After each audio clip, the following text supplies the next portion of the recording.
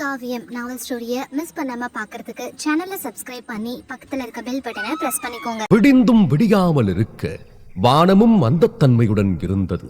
ஆனால் அதற்கு எதிர்மாறாக வீரசிம்மன் உற்சாகமாக தயாராகி நின்றார்.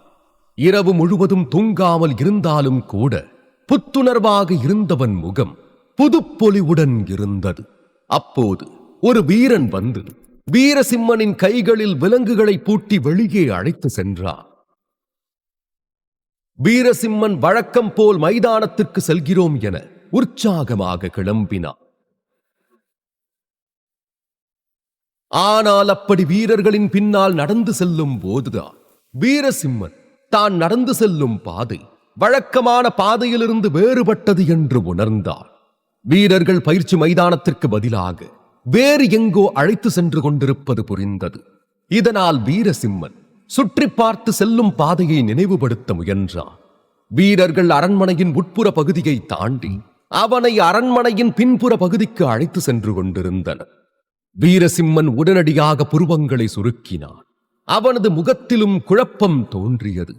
ஆனால் அவன் ஒரு வார்த்தை கூட பேசவில்லை. காத்திருந்தான். அரண்மனையின் பின்புறத்தை தாண்டியும் நடந்தனர். வீரசிம்மன் சுற்றி பார்த்தார். 4 வருடங்களில் இந்த பகுதி நிறைய மாறிவிட்டதை கண்டார். அந்த நேரத்தில் காலை வேலைகளை பார்த்தபடி அங்கொன்றும் இங்கொன்றுமாய் அலைந்து கொண்டிருந்த மக்கள் வீரசிம்மன் இப்படி கையில் விலங்குடன் வீரர்களின் பிடியில் சென்று கொண்டிருப்பதை கண்டு அதிர்ந்து நின்றனர். தங்கள் மனம் கவர்ந்த முன்னாள் பட்டத்து இளவரசனின் இப்போதைய நிலை அவர்கள் மனதை பிசைய கண்கள் கலங்க வேதனையுடன் பார்த்து கொண்டிருந்தனர். சத்தமாக பேசும் உரிமையே சுந்தர தேசத்து மக்களுக்கு தடை செய்யப்பட்டிருக்கும் போது யாரால் எதிர்த்து கேள்வி கேட்டுவிட முடியும்? தங்கள் மனக்குமுறலை கண்ணீராக வெளியிட்டபடி வீரசிம்மனை பின்தொடர்ந்தனர். வீரசிம்மன் அங்கே புதிதாக கட்டப்பட்டிருந்த கட்டிடங்களை பார்த்தார். பல கட்டிடங்கள் பிரம்மாண்டமாகவும் ஆடம்பரமாகவும் தெரிந்தது. அதே நேரம் இடிந்து விழும் நிலையில் இருக்கும் பல வீடுகளையும் பார்த்தார். தன்னை கண்டு கலங்கும் மக்களையும் அவர்களின் நிலையையும் பார்த்த வீரசிம்மனுக்கு நாட்டில் ஆட்சி எந்த நிலையில் உள்ளது என்பது தெள்ளத் தெளிவாக புரிந்து போனது. ஆனால் முகத்தில் எந்த உணர்ச்சியையும் காட்டாமல் கல் போல் அனைத்தையும் கவனித்தபடி வீரசிம்மன் நடக்க மக்கள் அவனை பின்தொடர்ந்தனர். உடன் வந்த வீரர்கள் விரட்டும் போது ஓடுவது மீண்டும் பின்னால் வருவதுமாக என அங்கே ஒரு ஊர்வலம் நடக்க வீரர்கள் வீரசிம்மனை ஒரு குறுகிய பாதை வழியாக குளம் உள்ள ஒரு தோட்டத்தை கடந்து ஒரு கட்டிடத்திற்கு அழைத்து சென்றனர். அந்த கட்டிடத்தின் முற்றத்தில் 2 பேர் நேருக்கு நேர் அமர்ந்து தேநீர் அருந்திக் கொண்டிருந்தனர். இருவரும் மிகவும் மகிழ்ச்சியாக தெரிந்தனர். வீரசிம்மன் அவர்களை பார்த்ததும் உடனடியாக அடையாளம் கண்டுகொண்டார். அவர்களில் ஒருவர் சிறைச்சாலை பொறுப்பாளர் வேம்புலி, வீரசிம்மனின் மிரட்டலில் மறைந்து போனவர். மற்றவர் 50 வயதானவர், பட்டுடை அணிந்திருந்தார். அந்த முதியவரின் பெயர் பைரவன். ஒரு காலத்தில் அவர் அரச அரண்மனையில் சாதாரண வேலைக்காரராக இருந்தார். பைரவனின் மனைவி ஒரு மருத்துவச்சி. அவரை வீரசிம்மனின் சித்தப்பா கஜேந்திரன் தனது மகன் இளைய சிம்மனுக்கு தாய்ப்பால் கொடுத்து கவனித்துக் கொள்ள நியமித்தார். இதனால் பைரவன் இளைய சிம்மனுடன் ஒரு நல்ல உறவை கொண்டிருந்தார். மேலும் ஆட்சி மாற்றம் நடைபெற்ற பிறகு இளைய சிம்மனையும் கஜேந்திர சிம்மனையும் புகழ்ந்து பேசி ஜால்ரா தட்டியே ஒரு சாதாரண சமையல்காரரை போல வேலை செய்த இடத்தில் உணவு மேலாளராக பதவி உயர்வு பெற்றுக் கொண்டார். அன்றிலிருந்து அவரது அந்தஸ்து மட்டுமல்ல, திமிரும் ஆணவமும் கூட முன்பை விட அதிகரித்திருந்தது. பரம்பரை பணக்காரர்களே அவர் காட்டிய பகட்டில் தோற்றுப் போவர். இதுபோக ஊரில் உள்ள அனைவரையும் மரியாதையின்றி பேசி அவமானப்படுத்தியுள்ளார். சக அதிகாரிகளுடன் பிரச்சனை செய்யக்கூட அவர் பயப்படுவதே இல்லை. வீரசிம்மனும் இதை பற்றி பல கதைகளை கேள்விப்பட்டிருந்தார்.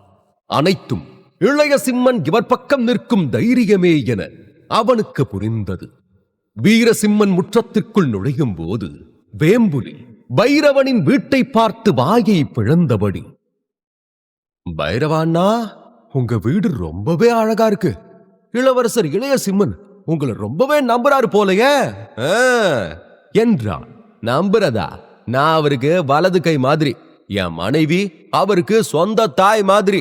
பின்ன என்று பைரவன் பெருமையுடன் கூறினார். அதற்கு வேம்புலியும், ஆமா, எங்களுக்கு தெரியாதானே?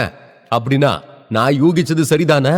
இந்த கதவுல இருக்கிற சிங்கத்துல தங்க முலாம் தானே பூசப்பட்டிருக்கு என்று கேட்டார். பைரவன் சிரித்துவிட்டு பெருமையுடன், என்ன வேம்புலி நீ, அதெல்லாம் சாதாரணம். நல்லா கவனமா பாரு, தங்கத்தை விட விலை உயர்ந்த பொருட்களே அதுல இருக்கும். தங்க முலாம் செஞ்ச சிங்கத்தை பாத்திய? அதோட கண்கள் அரிய வகை நீலக்கல்லால செஞ்சது, அத பாத்தியா? அது மட்டும் இல்ல, மரகதம் வைரம் மாதிரி விலை மதிப்பற்ற ரத்தினங்களாலேயே கதவை மட்டும் இல்ல, வீட்டையுமே செதுக்கி இருக்க என்றார். வேம்புலியும் அதை ஏக்கம் நிறைந்த கண்களால் பார்த்துவிட்டு சிறிது ஏமாற்றத்தை வெளிப்படுத்தி, பைரவா அண்ணா, உங்க வீடு ரொம்பவே அற்புதம். ஆனாலும் இங்க ஏதோ ஒரு குறை இருக்கு என்றான். அதில் அதிர்ச்சி அடைந்தால் புன்னகைத்த பைரவன், எனக்கு இங்க எல்லாம் இருக்கு, இன்னும் என்ன குறை என்றான். வேம்புலியும் சிரித்தபடி, இப்ப நீங்க அரண்மனையில ரொம்ப முக்கியமான நபர். ஆனா உங்களை கவனிச்சிக்க நல்ல வேலைக்காரங்க கூட இல்ல. உங்களுக்கு உதவ நல்ல வேலைக்கார வேணும்ல. நல்லா உழைக்கிற, புத்திசாலியான, விசுவாசமான, உங்க பெருமைய வெளிய சொல்ற மாதிரி ஒரு வேலைக்கார வேணாமா? அதுக்கேத்த சரியான ஆள் ஒருத்தன் என்கிட்ட இருக்கான் என்றான். அப்படியா? யாரது என்று பைரவன் ஆர்வத்துடன் கேட்டார். வேம்புலி வீட்டின் வாசலில் நின்றவனை காட்டி, பைரவண்ணா, அது இவன்தான் என்றான். பைரவன் கண்களை திருப்பி பார்த்தபோது வீரசிம்மன் அங்கு நின்று கொண்டிருந்தார். அவருக்கு தெரியாதா அது யார் என? சுந்தர தேசத்தின் முன்னாள் பட்டத்து இளவரசன் கைவிலங்கிடப்பட்டு தன்முன் நிற்பதை கண்டு அதிர்ந்தவர் அவனது வெறித்து பார்க்கும் கண்களை கண்டு பதட்டமாகி இருமினார். ஆனாலும் உடனடியாக தன்னை கட்டுப்படுத்திக் கொண்டார். வீரசிம்மனும் பைரவனுக்கும் வேம்புலிக்கும் இடையிலான உரையாடலை கேட்டுக்கொண்டுதான் இருந்தார். வேம்புலியின் வார்த்தைகளில் கோபமடைந்தவன் ரத்தம் கொதிக்கத் தொடங்கியது. இந்த நாய்களுக்கு எவ்வளவு தைரியம்! 2 பேருக்கும் திமிர் உச்சத்துல தான் இருக்கு என எண்ணினான். வீரசிம்மன் ஒரு அடிமை, இனி இளவரசர் இல்லை என்பது உண்மைதான். ஆனால் அதே நேரம் வேம்புலிக்கு அவனை பைரவனின் வேலைக்காரனாக்கும் உரிமையும் இல்லை. எல்லாவற்றிற்கும் மேலாக அவன் சுந்தர தேசத்தின் முன்னாள் பட்டத்து இளவரசன். மேலும் பைரவன் அரச குடும்பத்தை சேர்ந்தவரும் அல்ல. எனவே அவருக்கும் வீரசிம்மனை கட்டளையிடும் உரிமை இல்லை. இதனால் கோபத்தில் எரிமலையாக கொதித்தாலும் பைரவனுக்கு அந்த தைரியம் உண்டா என பார்க்க வீரசிம்மன் எந்த எதிர்வினையும் ஆற்றாமல் அமைதியாகவே இருந்தான். அதே நேரம் வீரசிம்மனை பார்த்துவிட்டு யோசனையில் மூழ்கினார் பைரவன். பரவாயில்ல, இந்த வேம்புலிக்கு தைரியம் அதிகம்தான். நான் இந்த வீரசிம்மனை என்னோட வேலைக்காரனாக்கிக்க முடியும்னு யோசிக்க கூட இல்ல. ஆனா இவன் அது முடியுங்கிற மாதிரி என் முன்னாடியே கொண்டு வந்து நிறுத்திருக்கானே. உண்மையிலேயே இது நடக்க வாய்ப்பு இருக்கா? இல்ல இதுல எனக்கு ஏதாவது பிரச்சனை வருமா என்று தனக்குள் யோசனையில் மூழ்கி இருந்தார். அதை கவனித்த வேம்புலி அமைதியாக இருக்கும் பைரவனை பார்த்துவிட்டு, பைரவனா, என்னாச்சு? உங்களுக்கு இந்த யோசனை பிடிக்கலையா? நல்ல வேலைக்கார, இவனை பத்தி உங்களுக்கு தெரியாதா என்று வேம்புலி சான்றிதழ் கொடுக்க வீரசிம்மனின் மனதில் இருந்த எரிமலை வெடிக்க தயாராகிக் கொண்டிருந்தது. வேம்புலியின் பேச்சில் மெல்ல சுயநினைவுக்கு வந்த பைரவன் விகார புன்னகையுடன், இவனை என் வேலையால் ஆக்குறது நல்ல யோசனை தான் வேம்புலி. ஆனா இளவரசர் இளைய சிம்மன் இதை ஏத்துக்குவாரா இல்லையான்னு தான் எனக்கு தெரியல. நான் பாட்டுக்கு முடிவெடுத்து அது எனக்கு பிரச்சனையா வந்துடக்கூடாதுல்ல என்றா. உடனே வேம்புலி, கவலைப்படாதீங்க பைரவண்ணா, இதுல உங்களுக்கு என்ன பிரச்சனை வந்துரு போகுது? நீங்க சொல்லி இளவரசர் இளைய சிம்மன் மாட்டேன்னு சொல்வாரா? உங்க அதிகாரம் என்ன, அந்தஸ்து என்ன, நீங்க எவ்வளவு பெரிய அதிகாரி, உங்க செல்வாக்குக்கு இதெல்லாம் நிச்சயமா நடக்கும். இவன் ஒரு அடிமை. அது மட்டும் இல்லாம தினமும் அடி வாங்கறதுக்கு இப்படி ஒரு வேலைக்காரனா இருக்கிறது சௌகரியம் தானே. சொல்ல போனா நீங்க அவனை வேலைக்கு வச்சு அவனுக்கு உதவிதான் செய்றீங்க. இளவரசரும் உங்களுக்கு ஆதரவாதான் இருப்பாரு என்று பெருமை நிறைந்திருந்த பைரவனின் மனதை நன்றாக சலவை செய்தார். பைரவனுக்கும் இந்த பேச்சு வாஸ்தவமாகவே பட்டது. மேலும் முன்னாள் பட்டத்து இளவரசனை அதிகாரம் செய்வதும் அவன் அவருக்காக வேலை செய்வதும் வெளியில் தெரிந்தால் அனைவரும் அவரை பார்த்து பொறாமைப்படுவார்கள். மற்றவர்கள் அவரை பார்த்து வயிறறிவதை நினைத்தவருக்கு இப்போதே குலுகுலுவென இருந்தது. சற்று நேரம் இதையெல்லாம் யோசித்து மனதுக்குள் மகிழ்ந்தவர், என்ன நம்புங்கண்ண, நல்ல வேலைக்காரன் என்று வேம்புலி மேலும் மேலும் தூண்டிவிட்டார். பின் அந்த வீரர்களுக்கு சைகை செய்திட அவர்களும் வீரசிம்மனை உள்ளே அழைத்து வர முயன்றனர். ஆனால் வீரசிம்மன் தனது இடத்தில் உறுதியாக நின்றான். வீரர்கள் தங்கள் முழு பலத்தால் அவனை இழுத்த போதும் அவனை ஒரு அங்குலம் கூட அவர்களால் அசைக்க முடியவில்லை. அதைக் கண்டே அவன் மனநிலையை புரிந்து கொண்ட வேம்புலி மனதிற்குள் வக்கிரமாக சிரித்தபடி, வீரா, பைரவ அண்ணனுக்காக வேலை செய்ய நான் உனக்கு ஒரு வாய்ப்பு வாங்கி தந்துடுறேன். இனி நீ யாருக்கிட்டையும் அடி வாங்க தேவையே இருக்காது. இங்க தினம் தினம் சுவையான உணவு, குடிக்க நல்ல மதுபானம் கூட கிடைக்கும் என்று வீரசிம்மனுக்கு பெரிய உதவி செய்வது போல கூறினார். வீரசிம்மனின் கண்கள் கோபத்தில் மின்னின. பைரவன், வேம்புலி, உங்க 2 பேத்துக்கும் எவ்வளவு தைரியம்! உங்க அரசர் கஜேந்திரன் கூட என்கிட்ட இப்படிலாம் பேச மாட்டார். ஆனா நீங்க அரச குடும்பத்தை சேர்ந்த ஒருத்தரையே உங்களுடைய வேலைக்காரனாக்க முடியும் நினைச்சீங்களா? முட்டாள்களா என்று கர்ஜித்தார். ஏய், யார பார்த்து முட்டாள்னு சொல்ற? நீ ஒரு அடிமை, அடிமை நாய், அவ்வளவுதான். இன்னும் உனக்கு அரச மரியாதை வேற தரணுமா? நீ இந்த நிமிஷத்துல இருந்து என்னோட வேலைக்காரன். ஏன் காலுக்கு கீழே தான் வேலை செய்யணும், புரியுதா? போய் ஒழுங்கா இங்க வேலையை பாரு என்று அதட்டினார். பைரவன் தன்னை அவமானப்படுத்தி பேசியதும் அதற்கு மேல் வீரசிம்மனால் பொறுக்க முடியவில்லை. கோபத்தில் உஷ்ண மூச்சுகளை வெளியிட்டவன் தனது 2 கைகளையும் இருக்க அவனது கைகளில் கட்டப்பட்டிருந்த சங்கிலிகளும் விலங்குகளும் உடைந்து நொறுங்கின. வேம்புலி தனது திட்டம் நிறைவேற போகிறதென மனதுக்குள் மகிழ்ந்தார். இது அனைத்தும் வேம்புலியின் நன்கு யோசித்த நடவடிக்கையே. சிறை அதிகாரியாக இருந்தால் வீரசிம்மன் மேல் வேம்புலியால் கை வைக்க முடியாது. ஆனால் இதுவே பைரவன் ஏதாவது செய்ய வாய்ப்புண்டு. காரணம், இளைய சிம்மன் பைரவனுக்கு ஆதரவாக இருப்பார்.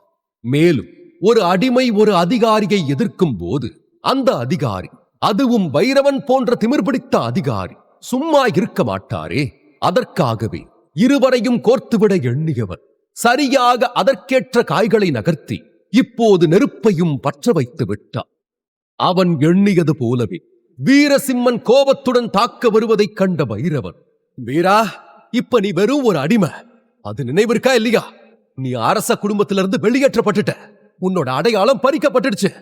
எனக்கு சேவை செஞ்சா உனக்கு கொஞ்சமாவது மரியாதை கிடைக்கும் என்றவரின் வார்த்தைகள் முடிவதற்குள் வீரசிம்மன் பைரவனின் முகத்தில் பட்டன அறைந்தார். தடுமாறி விழுந்த பைரவன் எப்படியோ தன்னை நிதானப்படுத்திக் கொண்டு, வீரசிம்மா, என்ன அடிக்க உனக்கு எவ்வளவு தைரியம்? என்னையே எதிர்க்கிறியா? தண்டன சட்டத்தின் விதிகள் படி இதுக்கு உனக்கு என்ன தண்டனை தெரியுமா என்று கத்தினார்.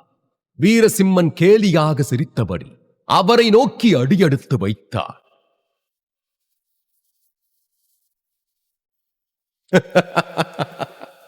தண்டனை சட்டத்தின் விதிகளா? அரச குடும்பத்தை சேர்ந்த ஒரு சாதாரண வேலைக்காரன் ஏன் முன்னாடி தண்டன சட்டத்தின் விதிகளை பத்தி தைரியமா பேசுறான். தண்டன சட்டத்தின் விதிகள்னா என்னன்னு இன்னைக்கு நான் உனக்கு காட்டுறேன் என்று வீரசிம்மன் தனது சக்திகளை திரட்டி தாக்க தயாராக பைரவன் வீரசிம்மனை மண்டியிட வைக்கும் நோக்கத்தில் மிரட்ட ஆரம்பித்தார். வீரசிம்மா, நீ உன்னோட மரணத்தையே அழைக்கிற. நீ என்ன தாக்குனா சின்ன இளவரசர் உன்னை சும்மா விட மாட்டாரு. நீ வெறும் ஒரு அடிமை, உனக்கு அரச குடும்பத்து அதிகாரமும் கிடையாது. அதனால உன் மரணம் யாருக்கும் எந்த வித்தியாசத்தையும் ஏற்படுத்தாது. உன் நல்லதுக்காக சொல்ற, ஒழுங்கா எனக்கு அடிபணிஞ்சு போ என்றார். ஆனால் வீரசிம்மன் மீண்டும் அவரை அறைந்திருந்தார். சுவாதிஷ்டான சக்கரத்தில் நுழைந்த பிறகு வீரசிம்மனின் சக்தி இரட்டிப்பாகிவிட்டிருந்தது. அவன் தன் முழு பலத்தையும் பயன்படுத்தி அறையவில்லை என்றால் பைரவனின் ஆணவத்தை உடைக்க இதுவே போதுமானதாக இருந்தது. பைரவனின் முகம் வெளிறியது. வீரசிம்மனின் விரல் அடையாளங்கள் அவர் கன்னத்தில் தோன்றின. அடி மிகவும் வலுவாக இருந்ததால் அவர் முகத்தில் பாதி வீங்கி பன்றியின் முகம் போல் இருந்தது. அப்போதும் வீரசிம்மன் அவரை விடாமல் அவரது கழுத்தை பிடித்து, தண்டனை சட்டத்தோட விதிகள் படி ஒருத்தரை விமர்சிச்சு எந்த காரணமும் இல்லாம அவங்கள தொந்தரவு செய்கிறவன் தண்டனைக்கு உரியவன். தண்டனை சட்டத்து விதிகளின்படி மத்தவங்களை ஒடுக்கிற எவரும் தண்டனைக்குரியவன். தண்டனை சட்டத்தின் விதிகளின்படி வீரசிம்மனின் உள்ளங்கை பைரவனின் கன்னத்தை தொடும் ஒவ்வொரு முறையும் ரத்தம் காற்றில் தெறித்தது. இந்த காட்சியை கண்ட எவருக்கும் இதயம் நடுங்கத் தொடங்கியது. வீரசிம்மனின் இந்த திடீர் அவதாரத்தை கண்ட வேம்புலி பீதி அடைந்தார். வீரசிம்மன் அடிமையாக்கப்பட்ட போது அல்லது பயிற்சி உதவியாளராக நியமிக்கப்பட்ட போது அவன் எந்த எதிர்ப்பும் தெரிவிக்கவில்லை. காய்ந்து போன ரொட்டி, அதுவும் ஒருவேளைக்கு மட்டும் உடுத்திக்கொள்ள பழைய கிழிந்த துணி, இதுவே அத்தனை அடிமைகளுக்கும் தரப்படும். ஆனால் இதில் குளிரில் போர்த்திக்கொள்ள வீரசிம்மனுக்கு மட்டும் போர்வையை கூட வேம்புலி தர மறுத்திருந்தார். ஆனால் அப்போது எல்லாம் அனைத்தையும் அமைதியாக தாங்கிக் கொண்டவர் முதன்முறையாக வேம்புலியை எதிர்த்ததே வேம்புலி மருந்தில் செய்த ஊழலை பார்த்துதான். அதை அடக்க எண்ணித்தான் வீரசிம்மனை பைரவனுடன் வேம்புலி கோர்த்துவிட எண்ணினார். ஆனால் சும்மா கிடந்த சங்கை ஊதி கெடுத்த ஆண்டி என்பது போல் அவன் போட்ட திட்டம் அனைத்தும் எதிர்மறையாகி அமைதியாக இருந்த வீரசிம்மனை தூண்டிவிட்டு விட்டது. இப்போது அதன் கோரத் தாண்டவம் பைரவனின் முகத்தில் எதிரொலிக்க அதை பார்த்து பயந்து போன வேம்புலி அடுத்து வீரசிம்மன் தன் பக்கம் திரும்பினால் எப்படி தன்னை தற்காத்துக் கொள்வது என பதற்றத்துடன் யோசிக்க ஆரம்பித்தார். ஆனால் அவன் யோசித்து முடிப்பதற்குள்ளேயே வீரசிம்மனின் பார்வை வேம்புலி பக்கம் திரும்பிட வேம்புலி உடல் நடுங்கத் தொடங்கியது. வீரசிம்மன் வேம்புலியை என்ன செய்யப் போகிறார்? வீரசிம்மனின் கோபத்தின் விளைவுகள் என்ன? எப்போது அடிமை சிறையிலிருந்து தப்பிக்கப் போகிறான் வீரசிம்மன்? தெரிந்து கொள்ள தொடர்ந்து கேளுங்கள். வீரசிம்மனின் உள்ளங்கை பைரவனின் கன்னத்தில் மோதும் ஒவ்வொரு முறையும் ரத்தம் காற்றில் தெறித்தது. இந்த காட்சியை கண்ட எவருக்கும் இதயம் நடுங்கத் தொடங்கியது. வீரசிம்மன் பைரவனை இப்படி மோசமாய் அடிப்பதை வீரசிம்மனின் பின்னால் வந்த மக்கள் கூட்டம் ஆச்சரியமும் அதிர்ச்சியுமாக பார்த்தது. உண்மையில் அங்கிருந்த அவர்கள் அனைவருமே கொஞ்சம் நிம்மதிதான் அடைந்தனர். அந்த மக்கள் கூட்டத்தில் அப்பாவி பொதுமக்கள் மட்டுமல்ல, அரசு ஊழியர்கள் கூட இருந்தனர். இளைய சிம்மனுடனான உறவினால் பைரவன் சுந்தர தேசத்தின் உரிமையாளர் போலத்தான் பெருமை காட்டுவார்.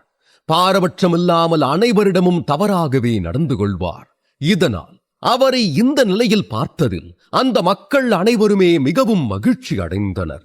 அதே நேரம் பைரவனுக்கு இளைய சிம்மனுடன் இருந்த உறவு எவ்வளவு நெருக்கமானது என்றும் அனைவருக்கும் தெரியும். அதனால் இந்த நிகழ்வை பற்றி இளைய சிம்மன் அறிந்து கொண்டால் அவன் எப்படி நடந்து கொள்வான் என்பதை பார்க்கவும் அனைவரும் ஆவலாக இருந்தனர். வீரசிம்மன் கோவத்துல தப்பான அடி எடுத்து வச்சிட்டான். இனி இளவரசர் இளைய சிம்மன் அவனை அவ்வளவு சுலபமா மன்னிக்க மாட்டாரே. மன்னிப்பா?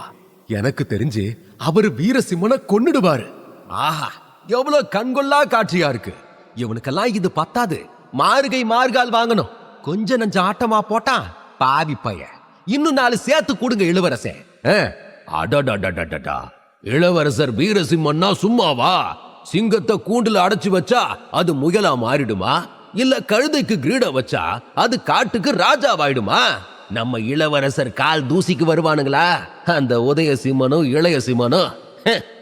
ஆமா, பின்ன இல்லையா? இவர் யாரு? ராஜேந்திர சிம்மனுடைய வாரிசாச்சே. புலிக்கு பிறந்தது பூனை ஆகுமா? அடா, அதை விடுங்கப்பா. இத்தனை நாள் எப்படியோ, இனி நம்ம இளவரசர் புது அத்தியாயத்தையே படைக்க போறாரே. ஆனா எதுவா இருந்தாலும் நம்ம வீரா தம்பி பத்திரமா இருக்கணும் என்று அங்கிருந்தவர்கள் அனைவரும் ஒவ்வொரு மனநிலையில் தங்களுக்குள் கிசுகிசுத்தனர். இவர்களில் பலர் இளைய சிம்மனை நினைத்து வீரசிம்மனுக்காக வருத்தப்பட்டாலும் அவர்களால் அவனுக்காக எதுவும் செய்ய முடியவில்லை. வீரசிம்மன் பைரவனை பலமுறை அறைந்துவிட்டு நிறுத்தினார். பைரவனின் முகம் இரத்த களரியாக இருந்தது. முடி களைந்து அடையாளம் காணக்கூட முடியாத அளவுக்கு மோசமான நிலையில் வீரசிம்மன் அடியை நிறுத்த பைரவன் நடுங்கியபடி கன்னங்களில் கைகளை வைத்து தடுமாற்றத்துடன் நிறுத்து என்றவர் பேசி முடிக்கும் முன்பே வீரசிம்மன் அவரை மீண்டும் அறைந்து இப்போது பேசு என்பது போல் முறைத்து பார்க்க பைரவன் நடுக்கத்துடன் தலை குனிந்தார். அடுத்து வீரசிம்மனின் கண்கள் வேம்புலி பக்கம் திரும்ப அவன் பயத்துடன் வீரசிம்மனை பார்த்துக் கொண்டிருந்தார். வீரசிம்மன் தன்னை இதுவரை தாக்கவில்லை என்பதற்காக அவனால் நிம்மதியாக இருக்க முடியவில்லை. அதனால் மெல்ல 2 அடிகள் பின்வாங்கினான். ஆனாலும் வீரசிம்மா, நீ வெறும் அடிமைதான் என்றான். ஆமா, அடிமைதான். அதுக்கு என்றபடி வீரசிம்மன் முன்னோக்கி நகர்ந்தார். அப்புறம் என்கிட்ட இப்படி பேச உனக்கு எவ்வளவு தைரியம்? நான் உன்னை விட உயர்ந்தவன். நீ ஏதோ குருட்டு நம்பிக்கையில் இப்படி செய்யற. பின்விளைவுகளை மறந்துடாத என்று எச்சரிப்பது போலவே பேச வீரசிம்மன் லேசான புன்னகையுடன், உயர்ந்த நிலையோ தாழ்ந்த நிலையோ இதுல என்ன வித்தியாசம்? என் முழு பெயர் வீரசிம்மன், அத மறந்துடாத. நான் இப்ப ஒரு அடிமையாய் இருந்தாலும் என் ரத்தம் இன்னமும் அரச ரத்தம் தான். இந்த உலகத்துல ரொம்ப சக்தி வாய்ந்தவன் தான் பெரியவன். அப்படி பார்த்தா நான் உன்னை விட ரொம்ப சக்தி வாய்ந்தவன். ஆனா என் சக்தியை நீ இன்னும் உணரலல்ல என்று வீரசிம்மன் நொடியில் வேம்புலியை நெருங்கி ஒற்றை கையால் அவன் தொண்டையை பிடித்தார். அவனது தற்போதைய வலிமைக்கு முன்னால் வேம்புலி ஒரு குழந்தையைப் போலத்தான் இருந்தான். வீரசிம்மனது ஒற்றை கை வேம்புலியின் தொண்டையை இருக்க, அவனது மற்றொரு கை வேம்புலியின் கன்னத்தில் தொடர்ந்து அறைந்தது. ஒவ்வொரு அறையின் சத்தத்திலும் வேம்புலியின் முகமும் மோசமாகிக் கொண்டிருந்தது. முகத்தில் யாரோ அமிலத்தை ஊற்றியது போல் எரியும் உணர்வு ஏற்பட வேம்புலி வலியால் அலற ஆரம்பித்தார். வேம்புலியையும் மனதார அடித்து உதைத்த வீரசிம்மன் அவனை பைரவன் அருகில் தள்ளி, இன்னைக்கு நான் உங்களுக்கு சொல்லிக் கொடுத்த பாடத்தை எப்பவும் ஞாபகத்துல வச்சுக்கோங்க. எப்பவுமே ஒருத்தர் தன்னோட அந்தஸ்தால இல்ல, குணத்தால தான் மதிக்கப்படுவாங்க. இனிமேலாவது அதை வளர்த்துக்க பாருங்க என்று எச்சரித்த வீரசிம்மன் அந்த கட்டிடத்தை விட்டு வெளியேறினார். அவன் கதவை அடைந்தபோது அங்கு கூடியிருந்த மக்கள் கூட்டம் மிகுந்த சந்தோஷத்தோடு மெதுவாக திரும்பிச் செல்ல தொடங்கியது. வீரசிம்மனுடன் பேச விருப்பமிருந்தும் அரசுக்கு பயந்து அனைவரும் அமைதி காத்தனர். ஆனால் ஒன்று நிச்சயம், இன்று அவர்களின் கண்களுக்கு நல்ல விருந்து கிடைத்துவிட்டது. பல நாட்கள் கழித்து தங்களது இளவரசனை பார்த்திருந்தனர். அத்துடன் அவனது கோபம் அவர்களுக்குள் ஒரு நம்பிக்கையையும் தந்திருந்தது. மகிழ்ச்சியுடன் கலைந்து சென்ற மக்களை பார்த்துக் கொண்டே வீரசிம்மன் தன்னை இங்கு அழைத்து வந்த வீரர்களை தேடினார். ஆனால் அவர்கள் எப்போதோ அங்கிருந்து ஓடிப்போயிருந்தனர். புயலடித்து ஓய்ந்தது போல அந்த இடமே அமைதியாக இருக்க, அந்த புயலில் சிக்கிய வேம்புலியும் பைரவனும் படுத்தபடி வலியால் துடித்துக் கொண்டிருந்தனர். அதை பார்த்த வீரசிம்மன் பெருமூச்சு விட்டு சிறையை நோக்கி நடக்க ஆரம்பித்தார். அவன் சிறைக்கு திரும்பி வந்து தன் அறையில் அமர்ந்து காத்திருந்தார். அவனை பயிற்சி மைதானத்திற்கு அழைத்து செல்ல யாருக்கும் தைரியமில்லை. யாரும் வராததைக் கண்ட வீரசிம்மன் தானே அங்கு செல்ல முடிவு செய்தார். சுந்தர தேசத்தின் தற்போதைய விதிகளின் மேல் வீரசிம்மன் கடும் கோபத்தில் இருந்தார். சட்டம் ஒழுங்கு சீர்கெட்டு கிடந்தது. அரசர்களே விதிகளை மீறுகிறார்கள். அவர்களின் மகன்கள் இருவரும் விதிகளுக்கு மரியாதையே கொடுப்பதில்லை. அதனால் அவர்களின் ஊழியர்கள் கூட விதிகளுக்கு எதிராக தைரியமாகவே செயல்பட்டனர். ஒரு நாட்டில் உள்ள அனைத்து வகுப்பு மக்களும் விதிகள் மற்றும் சட்டங்களை பின்பற்றுவது ஓர் நல்லாட்சிக்கு எவ்வளவு முக்கியம் என்பது வீரசிம்மனுக்கு நன்றாக தெரியும். அதனால் இதை கண்டும் காணாமல் வீரசிம்மனால் இனி புறக்கணிக்க முடியாது. மேலும் இனி அவன் அமைதியாக இருக்க காரணமும் கிடையாதே. அவன் மைதானத்தை அடைந்தபோது அங்குள்ள சூழல் வழக்கத்தை விட சற்று வித்தியாசமாக இருந்தது. சுந்தர தேசம் முழுக்க வீரசிம்மன் வேம்புலிக்கும் பைரவனுக்கும் பாடம் கற்பித்த செய்தி பரவி இருந்தது. அவர் என்ன சும்மாவா? 15 வயசுக்கு முன்னாடியே மூலாதார சக்கரத்தை எழுப்புனவரு. மக்கள் எல்லாத்தையும் மறந்துட்டாங்கன்னா அவர் திறமை மாறிடுமா என்ன? ஆமாமா, 4 வருஷத்துக்கு முன்ன குற்றவாளின்னு சொல்லி அடிமையாக்குனாங்க. ஏதோ கெட்ட நேரம். அவரும் அத்தனை அநியாயத்தையும் பொறுத்துக்கிட்டாரு. இப்போ பொறுத்தது போதுன்னு பொங்கி எழுந்துட்டாரு. இனி பாரு எல்லாருக்கும் அவர் எப்படி ஆப்பு வைக்க போறாருன்னு. பின்ன ராஜேந்திர சிம்மனுடைய மகன்னா சும்மாவா? இந்த ஊழியர்களும் ஆட்சியில இருக்கிறவங்களும் இந்த 4 வருஷமா என்னென்ன ஆட்டம் போட்டாங்க. ஒரு உண்மையான அரச ரத்தம் கோபப்பட்டா என்ன நடக்கும்னு இனி இவங்க புரிஞ்சுக்குவாங்க. ஆணவம் கொண்ட எல்லாரும் ஓட போறாங்க. முன்னாள் இளவரசர் வீரசிம்மன் பெரிய புரட்சியா பண்ணிருக்காரே. இனியாவது இந்த திமிர் பிடிச்சவங்க கிட்ட இருந்து நமக்கு விடுதலை கிடைக்குமா? ஏதாவது நல்லது நடக்கும்னு நம்புவோம். தப்பே செய்யாம தண்டனை அனுபவிக்கிறது இதோட வாது முடியட்டும். அதுக்கு இளவரசர் இதே வேகத்துல இருக்கணும். அவருக்கும் ஆபத்து வந்துடக்கூடாது. அட, இந்த வீரசிம்மன் என்ன திடீர்னு புரட்சி பண்றான்? இதால நமக்கு எதுவும் பிரச்சனை வராம இருந்தா சரி என்று அங்கிருந்த மக்கள் ஒவ்வொருவரும் தங்களுக்குள் பேசிக்கொள்ள, முதல் நாள் வீரசிம்மனிடம் வந்து பேசிய நபர் மிகுந்த மகிழ்ச்சியில் இருந்தார். வீரசிம்மன் 4 வருடங்களுக்கு முன்பு எப்படி இருந்தான், இப்பொழுது எத்தனை கடினமான வாழ்க்கையை வாழ்கிறான் என அவருக்கு தெரியும். ஆனாலும் வீரசிம்மன் இதை எதிர்த்து எந்த நடவடிக்கையையும் இதுநாள் வரை எடுத்ததில்லை. இத்தனை நாள் அமைதியாக இருந்தவன் இன்று கோபப்பட்டிருக்கிறான். ஊழல் பெருச்சாளி இருவரை புரட்டி எடுத்திருக்கிறான். இதுவே ஏதோ ஒரு பெரிய மாற்றத்திற்கு அச்சாணி போல தெரிந்தது. இனி மெல்ல அனைத்தும் மாறும் என்று நம்பியவர் நிம்மதியாக பெருமூச்சு விட்டார். அதே நேரம் அத்தனை பேரின் பேச்சும் மைதானத்திற்குள் நுழைந்த வீரசிம்மனை கண்டு நின்று போனது. வீரசிம்மன் அமைதியாக அடிமைகளுடன் சென்று கையை கட்டியபடி கம்பீரமாக நின்றான். சீடர்கள் வீரசிம்மனை கண்டு இப்போது கொஞ்சம் பயந்தனர். பிரதான குரு சீடர்களிடம் தங்கள் உதவியாளர்களை தேர்ந்தெடுக்க உத்தரவிட்ட போது யாரும் வீரசிம்மனை தங்கள் உதவியாளராக தேர்ந்தெடுக்கவில்லை. சொல்லப்போனால் வீரசிம்மனின் கோபத்திற்கு பலியாக யாரும் விரும்பவில்லை.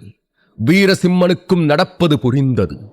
ஆனால் அவன் இதை விரும்பவில்லை. நான் இன்னும் என் உடலை வலுப்படுத்திக்கணும், அதுக்கு அடிபடணும். ஆனா யாரு என்ன தேர்ந்தெடுக்கலையே, நான் இப்ப என்ன பண்றது என்று தனக்குள் யோசித்தவனால், எனக்கு அடிபடணும் போல இருக்கு, வந்து என்ன அடிங்க என்று வெளிப்படையாக கத்த முடியவில்லை. ஒவ்வொருவராக அனைத்து உதவியாளர்களும் தேர்ந்தெடுக்கப்பட்டு விட்டனர். வீரசிம்மன் தனித்து நின்றான். அதிருப்தியில் பல்லை கடித்தான். சுந்தர தேசத்தோட வீரர்கள் இவ்வளவு கோழைகள் ஆகிட்டாங்களா என்று தனக்குள் கேட்டவன் ஒரு கல் சிலையை மோசமாக தாக்கி பயிற்சி செய்து கொண்டிருந்த மாறனிடம் சென்றான்.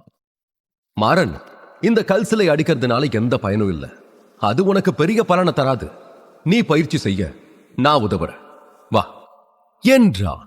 ஆனால் மாறன் கூட இன்று தயங்கினான். அவன் முகத்தில் இருந்த தயக்கத்தை கண்ட வீரசிம்மன், நான் ஒரு பயிற்சி உதவியாளன். பயிற்சியில உனக்கு உதவுறது என்னோட வேலை. உறுதியாரு, என் தோல் கவசம் ரொம்ப வலிமையானது, உனக்கு எந்த பிரச்சனையும் வராது என்று வீரசிம்மன் மேலும் வற்புறுத்தியும் அதற்கு மேல் மாறனால் மறுக்க முடியவில்லை. இல்லையெனில் மற்றவர் பார்வையில் அவன் மிகவும் பலவீனமாக தோன்றியிருப்பான். ஆனால் உண்மையில் அவன் வீரசிம்மனை கோபப்படுத்த விரும்பவில்லை. இறுதியாக பயிற்சி தொடங்கியது. மாறன் கொஞ்சம் பயத்தில் இருந்தான். அதனால் அவனது குத்துக்கள் அத்தனை வலுவாக இல்லை. லேசான குத்துக்களால் வீரசிம்மனுக்கு பயனில்லை. இந்த குத்துக்கள் வீரசிம்மனின் உடலில் மிக குறைந்த நீரோட்டத்தையே பாயச் செய்யும். இதில் கோபமானவன், உன்னோட குத்துல கொஞ்சம் சக்தியை பயன்படுத்து, ரொம்ப பலவீனமா இருக்கு. எதுக்கு பயப்படுற? நீ காலையில சாப்பிடலையா? நேத்தை விட இன்னைக்கு ரொம்ப மோசமா இருக்க என்று மாறனை முடிந்த அளவு வீரசிம்மன் தூண்டினான். பயிற்சி மைதானத்தில் இருந்த அனைத்து சீடர்களும் வீரசிம்மனோ மாறனுக்கு கற்றுக் கொடுப்பதை அதிர்ச்சியுடன் பார்த்தனர். இதில் முக்கிய விஷயமே, தன்னை பலமாக தாக்கும்படிதான் வீரசிம்மன் கட்டளையிட்டுக் கொண்டிருந்தான். அவன் என்ன செய்கிறான் என யாருக்கும் புரியவில்லை. மறுபுறம் வீரசிம்மனின் தூண்டலினால் மாறன் பயத்தை மூட்டை கட்டினான். தைரியத்துடனும் உற்சாகத்துடனும் குத்த ஆரம்பித்தார். குத்துக்களின் சத்தம் மைதானம் முழுவதும் எதிரொலித்தது. மாறன் வீரசிம்மனை முழு பலத்துடன் தாக்கினான். இதனால் வீரசிம்மனின் உடலில் சூடான நீரோட்டம் பாய்ந்து அவனது எலும்புகளில் உள்ள அசுத்தங்களை மீண்டும் நீக்கியது. ஒவ்வொரு குத்தும் அவனது எலும்புகளின் வலிமையையும் துல்லியத்தையும் அதிகரித்தது. வீரசிம்மனுக்கு அடிபடுவது என்பது தெய்வீக மூலிகைகளை சாப்பிடுவது போன்றது. இந்த மாற்றம் அவனுக்கு வார்த்தைகளில் விவரிக்க முடியாத மகிழ்ச்சியை ஏற்படுத்தியது. அவன் மிகுந்த வலியில் இருப்பது போல தோன்றினாலும் உள்ளுக்குள் மிகவும் மகிழ்ச்சியாக உணர்ந்தான். பயிற்சி 3 மணி நேரம் தொடர்ந்தது. உணவு இடைவெளியில் வேலைக்காரர்கள் அனைவருக்கும் உணவை கொண்டு வந்தனர்.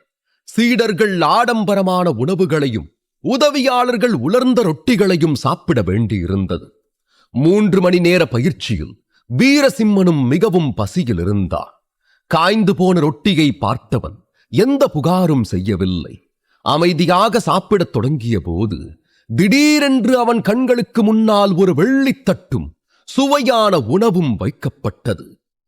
உணவு ஒரு கவர்ச்சியான நறுமணத்தை வெளியிட்டது. வீரசிம்மன் தலையை உயர்த்திய போது கையில் உணவு தட்டுடன் மாறன் சிரித்துக் கொண்டிருந்தான். நாம ஒன்னா சாப்பிடுவோம் என்ற மாறனின் குரலில் கண்ணியமும் உண்மையான நட்பும் இருந்தது. புன்னகைத்த வீரசிம்மனும் அவன் கையிலிருந்த உணவு தட்டை வாங்கி சாப்பிடத் தொடங்கினான். சுவையான உணவு. கடைசியாக எப்பொழுது சாதாரண உணவை சாப்பிட்டான் என்று கூட அவனுக்கு நினைவில்லை. இந்த உணவை சாப்பிட்டது மனதிற்கு புத்துணர்ச்சி தர மாறனுக்கு நன்றி கூறினான். மாறன் லேசாக சிரித்தான். பின் தாழ்ந்த குரலில், வீரா, பைரவன் அடிச்சதுனால இளைய சிம்மன் உன்னை அவ்வளவு சுலபமா விட்டுற மாட்டான் என்றான். மாறன் சொன்னதற்கு தலையை அசைத்த வீரசிம்மன் சாப்பிடும் வேகத்தை குறைக்கவில்லை. மாறன் தன்னை நட்பு முறையில் எச்சரிக்கிறான் என்பது அவனுக்கு புரிந்தது. முன்னாள் பட்டத்து இளவரசனாக இருந்ததால் இந்த விஷயங்களை அவன் மற்றவர்களை விட நன்றாகவே புரிந்து கொண்டான். தான் பலவீனமாக இருந்ததாலேயே தனது சித்தப்பாக்கள் தன்னை விட்டு வைத்துள்ளனர் என்று அவனுக்கும் தெரியும். இப்போது தான் மீண்டும் எழுந்தது அவர்களுக்கு தெரிந்தால் தன்னை எப்படியாவது நசுக்க பார்ப்பார்கள் என்றும் அறிவான். அப்போது மாறன் சிரித்துக் கொண்டே, ஆனா அவங்க 2 பேரும் அடி வாங்கினாங்கன்னு கேள்விப்பட்ட உடனே நான் ரொம்ப சந்தோஷப்பட்டேன். 2 ஊழல் பெருச்சாளிகளும் ரொம்ப ஆடினானுங்க. நீ அவங்களுக்கு பாடம் கத்துக் கொடுத்தது ரொம்ப சரி என்றான். பயிற்சி மைதானத்தில் இருந்த மற்ற சீடர்கள் மாறனைப் போல எதுவும் சொல்லவில்லை என்றாலும் அவர்களின் கண்களே முழு கதையையும் சொல்லின. கிட்டத்தட்ட அனைவரும் இந்த சம்பவத்தில் மகிழ்ச்சி அடைந்தனர். வீரசிம்மனின் தைரியத்தை பாராட்டினர். கஜேந்திர சிம்மன், நரேந்திர சிம்மன் இருவரின் மோசமான ஆட்சியில் ஊழல் தலைவிரித்து ஆடியது. சீடர்கள் நேர்மையான ஊழியர்கள் என அனைவருக்கும் மோசடி நடந்தது.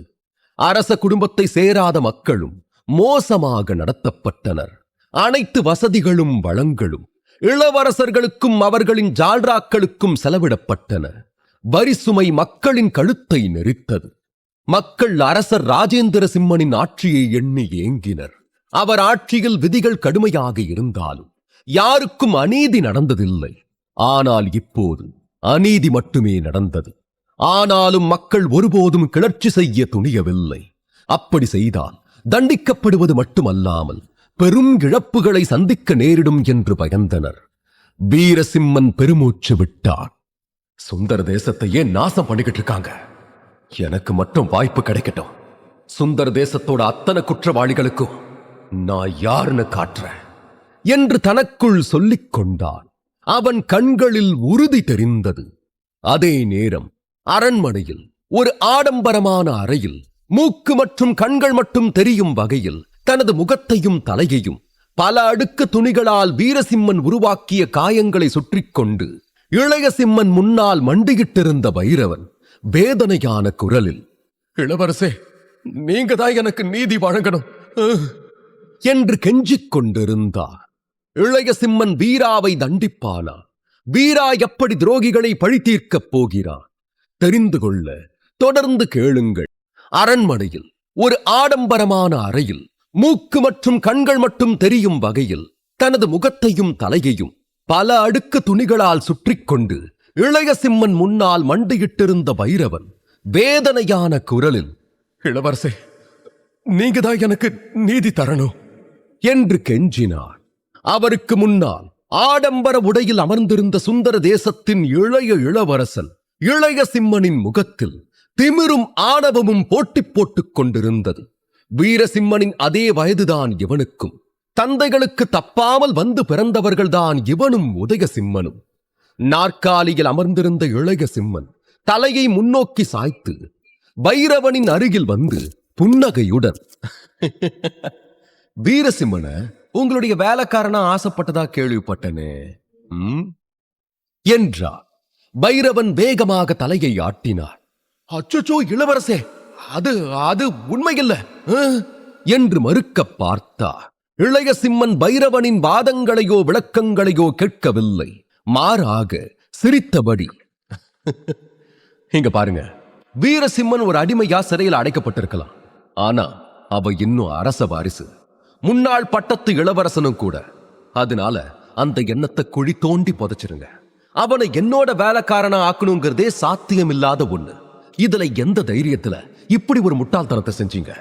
என்ன கேட்டா உங்களுக்கு இந்த அடி தேவைதான்னு சொல்லுவேன் என்றான்.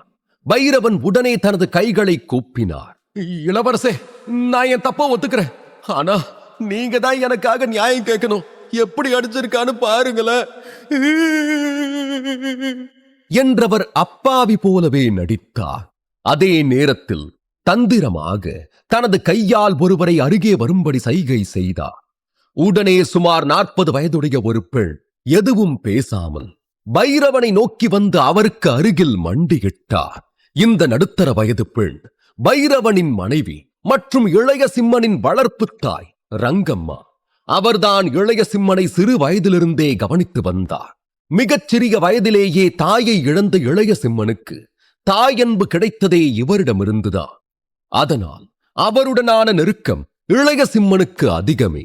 அப்படிப்பட்டவர் தன் முன் மண்டியிட்டதும் உடனடியாக அவரை எழுப்பிய இளைய சிம்மன், சின்னம்மா, நீங்க மண்டியிட தேவையில்லை. பைரவன், நீங்களும் எழுந்து நில்லுங்க என்றார்.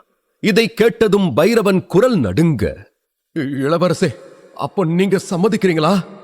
எனக்காக நியாயம் கேட்கிறீங்களா என்று கேட்டார். இளைய சிம்மன் பெருமூச்சுடன் பைரவனை பார்த்தான். அவனை என்னால கொல்ல முடியாதுன்னு இல்ல, சொல்ல போனா அது எனக்கு ரொம்ப சாதாரணம். ஆனா இந்த உதயசிம்மன் தான், வீரசிம்மன் முன்னாடி நாம வாழ்ந்து காட்டணும். அவன் நம்மளை பார்த்து வயிறு எரியணும், துடிக்கணும். அதுக்கப்புறம் அவனை ரசிச்சு ருசிச்சு கொல்லுவேன்னு கதை விட்டுக்கிட்டு இருக்கான். மத்தபடி அவன் உயிரோட இருக்கிறதுல எனக்கு பயனும் இல்ல, விருப்பமும் இல்ல. சரி, உங்களுக்காக நானே அவனை கொல்றேன், சந்தோஷமா என்றான். உதயசிம்மன் வீரசிம்மனுக்காக பேசுவானோ என்று பதறிய பைரவன் இளைய சிம்மன் தனது விருப்பத்தை நிறைவேற்றுவதாக உறுதி அளித்ததும் மகிழ்ச்சியில் துள்ளி குதித்து, நன்றி இளவரசே, நன்றி என்றார். உடனே சிரித்த இளைய சிம்மன், ஆனா நீங்க அதுக்காக கொஞ்சம் காத்திருக்கணும். கொஞ்ச நாளைக்கு முன்னாடிதான் அரச குடும்பத்தோட தெய்வீக மூலிகையை நான் சாப்பிட்டேன். மூலிகையுடைய சக்தியை முழுமையா பயன்படுத்த நான் அதை செம்மைப்படுத்தணும். அதனால அடுத்த மாசம் சீடர்கள் மதிப்பீட்டு நாள் வர வரைக்கும் காத்திருங்க. நான் அங்க அவனை மரண போட்டிக்கு தேர்ந்தெடுத்து என் கையாலேயே கொல்றேன் என்றவன் கண்களில் கொடூர மின்னல் தோன்றியது. சுந்தர தேசத்தில் ஒவ்வொரு ஆண்டும் சீடர் மதிப்பீட்டு தினம் கொண்டாடப்படுகிறது. அப்போது அனைத்து சீடர்களின் தகுதியையும் மதிப்பிடுவார்கள். மகாராஜாவோ சீடர்களின் திறனை சோதித்து பரிசு தருவார். மேலும் கைதியாக உள்ள உதவியாளர்களுக்கும் இந்த போட்டியில் போட்டியிட ஒரு வாய்ப்பு தரப்படும். அப்படி போட்டியின் போது அவர்கள் கொல்லப்படாமல் சீடர்களை வென்றுவிட்டால் அவர்கள் விடுவிக்கப்படுகிறார்கள். அப்படி விடுவிக்கப்படுபவர்களுக்கு சுந்தர தேசத்தை தவிர வேறு எங்கு வேண்டுமானாலும் செல்ல சுதந்திரம் கிடைக்கும். அவர்கள் மீண்டும் தங்கள் வாழ்க்கையை புதிதாக தொடங்கலாம். இது கைதிகளுக்கும் நம்பிக்கையின் ஒளியை கொடுக்க உருவாக்கப்பட்ட விதி.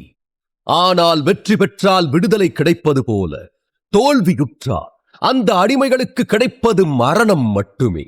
இதனாலேயே இந்த போட்டியை மரண போட்டி என்றும் அழைப்பர். இந்த போட்டிக்கு மரண போட்டி என்று பெயர் வந்ததற்கு பின்னால் ஒரு சுவாரஸ்யமான கதையும் உள்ளது. பல வருடங்களுக்கு முன்பு இந்த சுந்தர தேசம் மிகப்பெரிய வர்த்தக கோட்டையாக இருந்த சமயம் அது. உலகம் முழுவதில் இருக்கும் பல வர்த்தகர்கள் தங்கள் பொருட்களை விற்கவும் இங்குள்ள வளமான நிலத்தில் உற்பத்தி செய்யப்படும் சிறந்த வகை மசாலா பொருட்கள் மற்றும் தானியங்களை வாங்கி தங்கள் நாடுகளுக்கு எடுத்து செல்லவும் சுந்தர தேசத்தை மொய்த்த சமயம் அது. இப்படி சுந்தர தேசத்திற்கு வந்த மேற்கத்திய நாகரீக மக்கள் இங்குள்ள மக்களின் தற்காப்பு கலைகள் மற்றும் நுட்பத்தால் மிகவும் ஈர்க்கப்பட்டனர். நேரம் காலம் பார்க்காது ரசித்தனர். அப்படி விளையாட்டில் ஆழ்ந்தவர்கள் வேடிக்கைக்காக பந்தயமும் கட்டத் தொடங்கினர். இது கொஞ்சம் கொஞ்சமாக பரவி மன்னர்களும் மகாராஜாக்களும் கூட சூதாட்டம் மற்றும் பந்தயம் போன்று கட்டி விளையாட ஆரம்பித்தனர். பொதுவாக சூதாட்டம் பந்தயம் போன்றவை எல்லாம் போதை தரும் விஷயங்களே. அதுவும் கிட்டத்தட்ட புதைக்குழி போலத்தான்.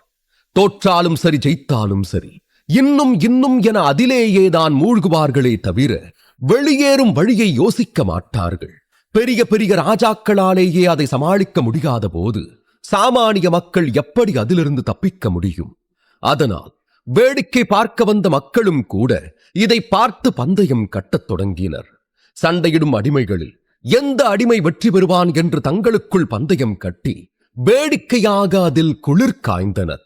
மெல்ல அனைவரும் இந்த விளையாட்டை விளையாடத் தொடங்கிட இந்த விளையாட்டு எப்படியோ சுந்தர தேசத்தின் ஒரு பகுதியாகவே மாறிப்போனது. ஆனால் மாற்றம் ஒன்றே மாறாதது ஆயிற்றே.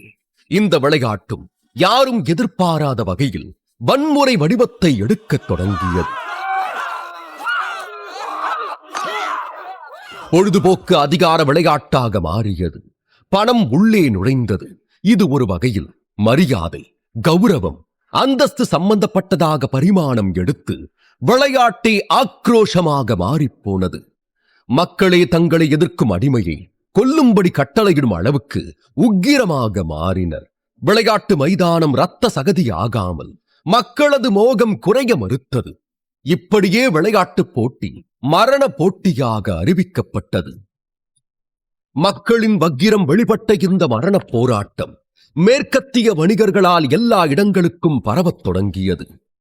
அதன்பின் இந்த விளையாட்டு பல வடிவங்களை எடுத்தது. அதில் ஒன்றுதான் சீடர் மதிப்பீட்டு நாளில் இது நடைபெறுவது. மேலும் சீடர்களை உற்சாகப்படுத்த அவர்களின் சோதனைகளில் கூட பயன்படுத்தப்படுகிறது. இந்த போட்டியில் வெற்றி பெற்றால் சுதந்திரம் கிடைக்கும் என்ற தங்களது கடைசி நம்பிக்கையின் விளைவாக அடிமைகளும் இந்த போட்டியில் கலந்து கொள்ள வருவர். இது கைதிகளுக்கு கொடுக்கப்படும் நல்ல வாய்ப்பாக தெரிந்தாலும் உண்மையில் மதிப்பீட்டு தினத்தில் இந்த போட்டியை வைப்பது அதிகாரத்தின் உச்சகட்ட வெறியை தீர்க்கத்தான். காரணம், சீடர்கள் தாங்கள் முழு திறனையும் காட்ட அடிமைகளை பலமாக தாக்குவர். ஆனால் அனுதினமும் அடிவாங்கி அவர்களின் உடல்கள் பல காயங்களால் பலவீனமாகி இருக்கும். அவர்களுக்கு போதுமான உணவோ அல்லது காயங்களை குணப்படுத்த தேவையான மருந்துகளோ சரியாக வழங்க மாட்டார்கள். இதனால் அதிக பலவீனமாக இருக்கும் அடிமைகள் எப்படி பல கலைகளில் நிபுணத்துவம் பெற்று உறுதியுடன் இருக்கும் சீடர்களை எதிர்த்து நிற்க முடியும்? ஆனால் போட்டியை தலைமை தாங்கி நடத்துபவர் அரசர் என்பதாலும் வெற்றி பெற்றாலோ அல்லது அரசரை தங்கள் திறன்களை காட்டி கவர்ந்து விட்டாலோ அவரிடமிருந்து கிடைக்கும் பரிசுகளையும் பாராட்டுகளையும் எண்ணி ஒவ்வொரு சீடனும் தங்களது சிறந்த நுட்பத்தை காட்ட தங்கள் முழு வலிமையையும் பணயம் வைப்பர். இதனால் இவர்களுடன் மோத முடியாமல் எண்ணற்ற அடிமைகள் அந்த நாளில் இறந்து போவார்கள். இவர்களில் ஒருவராக வீரசிம்மனையும் மாற்றவே இளைய சிம்மன் திட்டம் போட்டான். இதை புரிந்து கொண்ட பைரவனும், நிச்சயமா இளவரசே, அந்த வீரசிம்மன் இன்னும் 1 மாசம் மட்டும் வாழ்ந்துட்டு போகட்டுமே. அப்புறம் இந்த முறை சீடர் மதிப்பீட்டு நாள்ல யவன சாம்ராஜ்யத்தோட இளவரசிக்கான ஆதினி வரதா கேள்விப்பட்டனே என்று பைரவன் ஆர்வத்துடன் கேட்டார். இளவரசியை பற்றி குறிப்பிட்டவுடன் இளைய சிம்மனின் முகம் மகிழ்ச்சியால் பிரகாசித்தது. அவன் அதை மறைக்கக்கூட முயற்சிக்கவில்லை. அதனால் புன்னகையுடன், ஆமா, நீங்க சொல்றது சரிதான். இளவரசி அவளுடைய மெய்காப்பாளர் வித்யாதரனோட சுந்தர தேசத்துக்கு வரா என்று இளைய சிம்மனின் முகத்திலிருந்த வெட்கத்தை பார்த்த பைரவன் மேலும் தூபம் போட எண்ணி, இளவரசே, நான் இளவரசி ஆதினிய பத்தி கேள்விப்பட்டிருக்கேன். அப்பழுக்கற்ற அழகோட அற்புதமான திறமையும் அவங்களுக்கு இருக்காமே.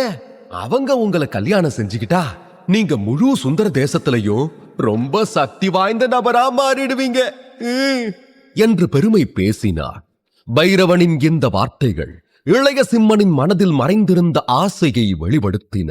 மேலும் அவரின் பசப்பு வார்த்தைகளில் மயங்கியவன் கனவுலகத்தில் நுழைந்தவன் போல, ஆமா, சுந்தர தேசத்துக்கும் யவன சாம்ராஜ்யத்துக்கும் இடையே 4 வருஷத்துக்கு முன்னாடி போட்ட ஒப்பந்தப்படி பேரரசர் நந்திவர்மன் தன்னோட மகள்கள்ல ஒருத்தர சுந்தர தேசத்தோட இளவரசருக்கு திருமணம் செஞ்சு வைக்கிறதா உறுதி தந்திருக்காரு என்றார்.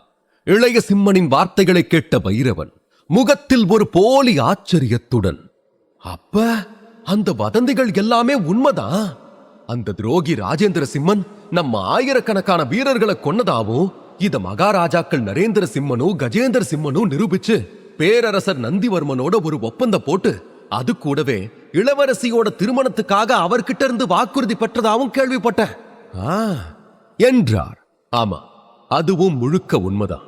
அதனாலதான் இந்த தேசத்தோட எல்லா அவை உறுப்பினர்களும் சேர்ந்து பெரியப்பாவை தங்களுடைய மகாராஜாவா ஒரு மனதா தேர்ந்தெடுத்தாங்க என்று இளைய சிம்மனின் முகத்தில் பெருமை தெரிந்தது. உண்மையில் மகாராஜா ராஜேந்திர சிம்மனின் மரணத்திற்கு பிறகு சுந்தர தேசத்து மக்களுக்கும் பேரரசர் நந்திவர்மருக்கும் வழங்கப்பட்ட பொய்க்கதை இது. ஆனால் உண்மையான கதையே வேறு. இவர்களின் இந்த ஆட்சி காலத்திலேயே மக்கள் இதை ஓரளவு யூகித்திருந்தாலும் உண்மை என்னவென யாருக்கும் தெரியாது. பின் பைரவன் தந்திரமாக, இளவரசே, அந்த அயோக்கிய வீரசிம்மனை மைதானத்திலேயே வச்சு நீங்க கொன்னுடுங்க. அப்ப உங்களுடைய அந்த திறமையை காட்டியே யவன சாம்ராஜ்யத்து செல்ல இளவரசிய வசீகரிச்சிடலாம். இது ரொம்ப நல்ல வாய்ப்பு, நழுவ விட்டுறாதீங்க என்றார். இளைய சிம்மன் புன்னகைத்தான். எப்படியும் உதயசிம்மன் ஆதிசக்தி ஆசிரமத்திற்கு பயிற்சிக்காக செல்வதா இந்த முறை சீடர் மதிப்பீட்டு நாளில் அவன் யாருடனும் போட்டியிட மாட்டான். இதனால் போட்டி இல்லாமல் இளவரசியின் மனதை கவரப்போவதை எண்ணி மகிழ்ந்தவன், சரி சரி, இப்ப நான் என் தியானத்துக்கு போறேன், நீங்க கிளம்புங்க என்று இளைய சிம்மன் அங்கிருந்து வெளியேற பைரவன் மீண்டும் ஒருமுறை இளைய சிம்மனை வணங்கிவிட்டு இளைய சிம்மன் வெளியேறும் வரை காத்திருந்தார். இளைய சிம்மன் சென்ற பிறகு பைரவனிடம் திரும்பிய அவர் மனைவி, இளவரசர் வீரசிம்மனுடைய நிலையே முன்ன விட மோசமா இருக்கு, அப்புறமும் ஏன் நீங்க அவரை கொல்லணும்னு பிடிவாதமா இருக்கீங்க? அவருக்கு ஏதாவது ஒரு பாடம் கத்து கொடுத்துட்டு போக விட்டுடலாம்ல என்று பாவமாக கூற, அதுவரை சிரித்துக் கொண்டிருந்த பைரவன் சட்டென தன் துணியையும் நடத்தையையும் மாற்றி தன் மனைவியை முறைத்தார். இளவரசரா, என்ன மரியாதை தூள் பறக்குது? அவன் ஒரு அடிமை நாய். என்னை எப்படி அடிச்சிருக்கான்னு பாத்தியா? நியாயமா நீதான் எனக்கு முன்னாடியே வந்து பேசிருக்கணும். ஆனா நீ இப்ப கூட அவனுக்கு ஆதரவா பேசிக்கிட்டு இருக்க. நீ எல்லாம் என்ன மனைவி? உண்மையான பத்தினியா இருந்தா இப்படி பேசிருப்பியா? இதுக்குதான் பொண்ணுங்களை ராஜ்ய விஷயத்துல நுழைக்கிறதே இல்ல. தத்தி, உனக்கு ராஜதந்திரத்தை பத்தி என்ன தெரியும்? ஒரு நல்ல மனைவியா புருஷன் பேச்ச கேட்கிற வழிய பாரு. சின்ன இளவரசர் மேல உன் பிடிய பத்திரமா வச்சுக்க. அவரை கோபப்படுத்துற தவற நாம எப்பவுமே செஞ்சிடவே கூடாது, புரியுதா என்று பல்லை கடித்தபடி திட்ட அந்த பெண் தலையை குனிந்து கொண்டாள். ஏதோ முணுமுணுப்புடன் பெருமூச்சு விட்டவள் ஒரு வார்த்தை கூட பேசாமல் அங்கிருந்து நகர்ந்தாள். அவளும் அங்கிருந்து நகர்ந்ததும் அந்த அறையில் தனியாக இருந்த பைரவன், என்னையே அடிச்சிட்டல்ல வீரசிம்மா, உனக்கான நேரம் தொடங்கிடுச்சு. ஏந்தா இந்த பைரவன் மேல கைய வச்சோமோன்னு நீ நொந்து சாக போற என்று கர்ஜித்தவர் தன் திட்டம் நிறைவேறப் போகும் திருப்தியுடன் அங்கிருந்து கிளம்பினார். மறுபுறம் மைதானத்திலிருந்து தன் சிறைக்கு திரும்பிய வீரசிம்மன் ஒரு பெரிய வாளியில் தண்ணீரை நிரப்பி தன்மேல் ஊற்றிக்கொண்டார். வெள்ளை அசுத்தங்கள் நிறைந்த நீர் மெதுவாக அவன் உடலிலிருந்து கீழே விழுந்து தரையில் பாய்ந்தது. சுவாதிஷ்டான சக்கரத்தை எழுப்பிய பிறகு அவனது சதை அனைத்து வகையான அசுத்தங்களிலிருந்தும் விடுபட்டு விட்டது. இப்போது அவன் உடலிலிருந்து வெளியேறி வந்த இந்த வெள்ளை அசுத்தங்கள் அவனது எலும்புகளிலிருந்து வந்த அசுத்தங்கள். தனது உடலிலிருந்த அசுத்தங்களை அகற்றிய பிறகு வீரசிம்மன் மிகவும் புத்துணர்ச்சியுடன் உணர்ந்தான். வீரசிம்மனிடம் அடிவாங்கிய பிறகு சிறை பொறுப்பாளர் வேம்புலி வீரசிம்மனின் கண்களில் படவே இல்லை.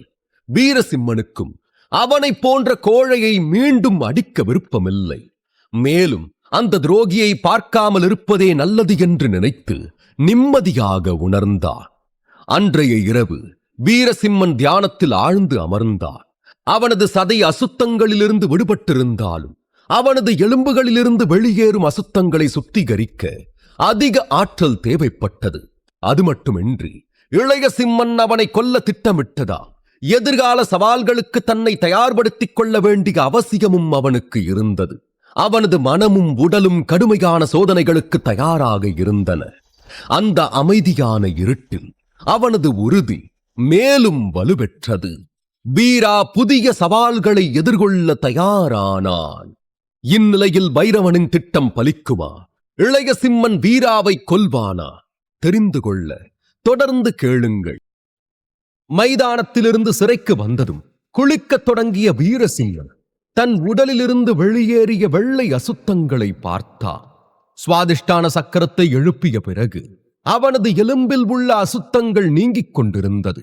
இதனால் மிகவும் புத்துணர்வாக உணர்ந்தான். தனது பயிற்சியின் வேகத்தை அதிகரிக்க இரவு நேரத்திலும் தனது அறையிலேயே பயிற்சியை தொடர முடிவு செய்தான். அவன் எந்த நேரத்தையும் வீணாக்க விரும்பவில்லை. பகலில் மைதானத்திலும் இரவில் சிறையிலும் என தீர்மானம் செய்தான். அவ்வப்போது தன் தந்தையுடன் தான் பயிற்சி செய்த நாட்களையும் நினைத்து பார்த்தான். அன்று மழை தூறி நின்ற மாலை நேரம். சுந்தர தேசத்தின் அரண்மனை முற்றம் ஈர மண்ணின் வாசனையில் நிரம்பி இருந்தது. மகாராஜா ராஜேந்திர சிம்மனும் இளவரசர் வீரசிம்மனும் அங்கே வாழ்பயிற்சி செய்து கொண்டிருந்தனர். வீரசிம்மன் 14 வயது பையன்.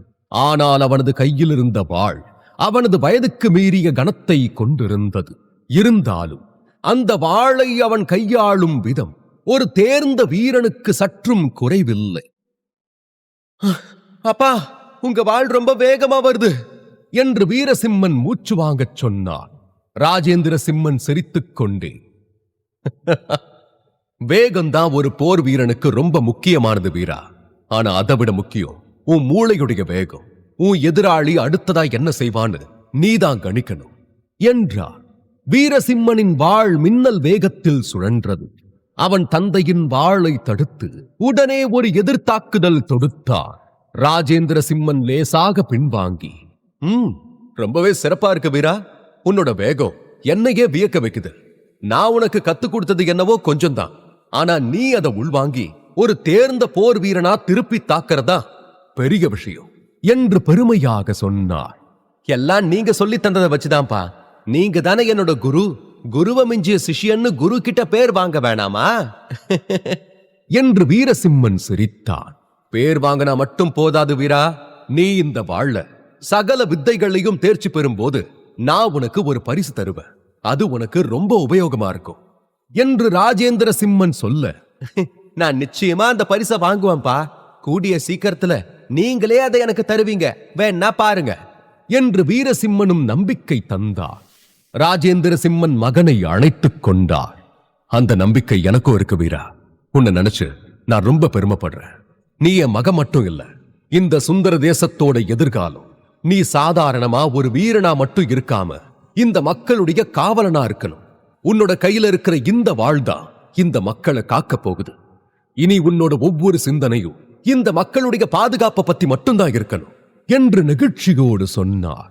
வீரசிம்மன் தந்தையின் வார்த்தைகளை கேட்டு உள்ளுக்குள் ஒரு உத்வேகம் அடைந்தார். அந்த வாள் வெறும் இரும்பு துண்டல்ல, அது மக்களின் நம்பிக்கை என்பதை உணர்ந்தார். கண்டிப்பாப்பா, நீங்க என்ன நம்புற மாதிரி இந்த மக்களும் என்ன நம்புவாங்க. நான் உங்களுடைய நம்பிக்கையை நிச்சயம் காப்பாத்துவேன் என்று உறுதி அளித்தார். ராஜேந்திர சிம்மனின் கண்களில் கண்ணீர் துளிகள் மின்னின. அந்த சிறு வயதிலேயே தன் மகன் ஒரு பெரிய பொறுப்பை உணர்ந்து கொண்டதை பார்த்து பெருமை கொண்டார். அந்த பயிற்சி வெறும் வாழ்வீச்சாக மட்டும் இருக்கவில்லை. அது ஒரு தந்தையின் நம்பிக்கை, ஒரு மகனின் உறுதிமொழி, ஒரு தேசத்தின் எதிர்காலம். அந்த நினைவுகளிலிருந்து வெளியே வந்த வீரசிம்மன் தன் தந்தையுடன் சந்தோஷமாக இருந்த நாட்களை எண்ணி வருந்தினார். அரச வாழ் இருக்க வேண்டிய கைகளில் இப்போது இரும்பு சங்கிலிகள் பூட்டப்பட்டிருந்தன. அப்பா, நீங்க எனக்கு கத்துக் கொடுத்ததெல்லாம் வீண் போகாதுப்பா. நீங்க விரும்பின மாதிரி ஒரு நல்ல வீரனா, மக்களை காக்கிற காப்பானா நிச்சயமா மாறுவேன் என்று மனதுக்குள் குமுறினான். அவனை வருத்திய இன்னொரு விஷயம் அவனது தங்கை கருப்பு மலையில் சிறை வைக்கப்பட்டிருப்பதுதான். வேதா, உன்னை இந்த நிலைமையில பார்த்தா அப்பாவோட ஆத்மா நிச்சயமா சாந்தி அடையாது. நான் இந்த சிறையிலிருந்து தப்பிச்சு எப்படியாவது உன்னை காப்பாத்துவேன். அதுக்கு தடையா எவன் வந்தாலும் அவனை உயிரோட விட மாட்டேன் என்று மனதிற்குள் சபதம் எடுத்துக்கொண்டான். அவனுடைய உள்ளத்தில் கோபம், துக்கம், இயலாமை என்று எல்லாம் ஒரு சேர புரண்டன. அவன் தன் பயிற்சியை தொடர நினைத்தான். ஆனால் அறையில் எப்படி பயிற்சி செய்வது என்றுதான் அவனால் கண்டுபிடிக்க முடியவில்லை. நீண்ட நேர யோசனைக்கு பின்னர் தனது அறையின் விளிம்பிலிருந்த தூண் அவன் கண்களில் விழுந்தது. அது சுமார் 7 அடி தடிமனாக திடமான கல்லால் எளிதில் உடைக்க முடியாததாக இருந்தது.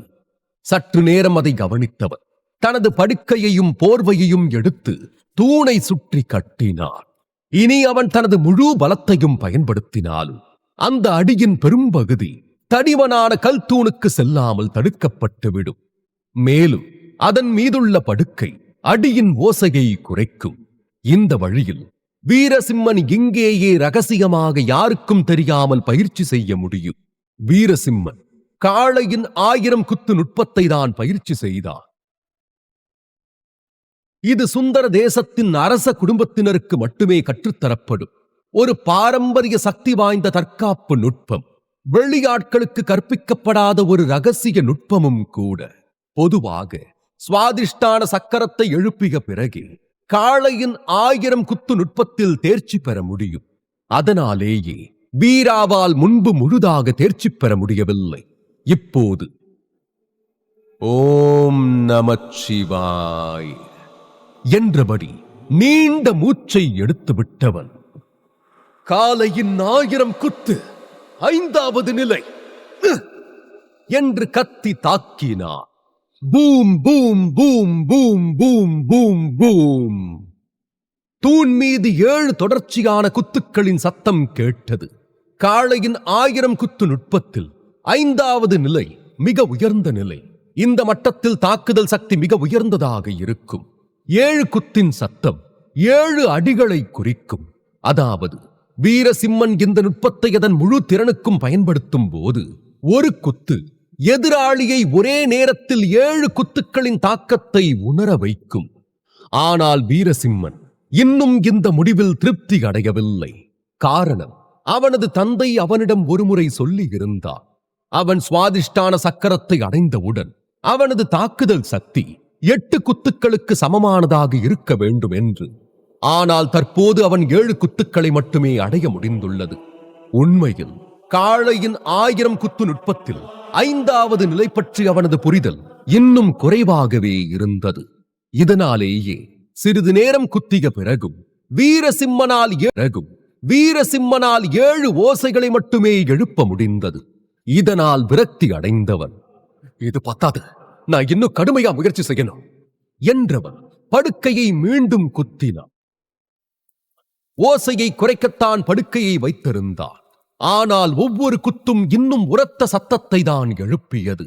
4 ஆண்டுகளாக பரிதாபகரமான நிலையிலிருந்த வீரசிம்மன் இன்று இத்தனை வலிமையான பயிற்சி செய்வதே அதிசயமாகத்தான் இருந்தது.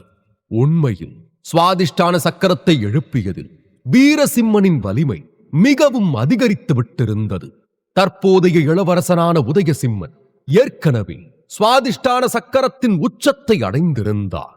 எனவே அவனின் ஒவ்வொரு குத்தின் வலிமையும் 600 கிலோகிராமுக்கு மேல் இருக்கும்.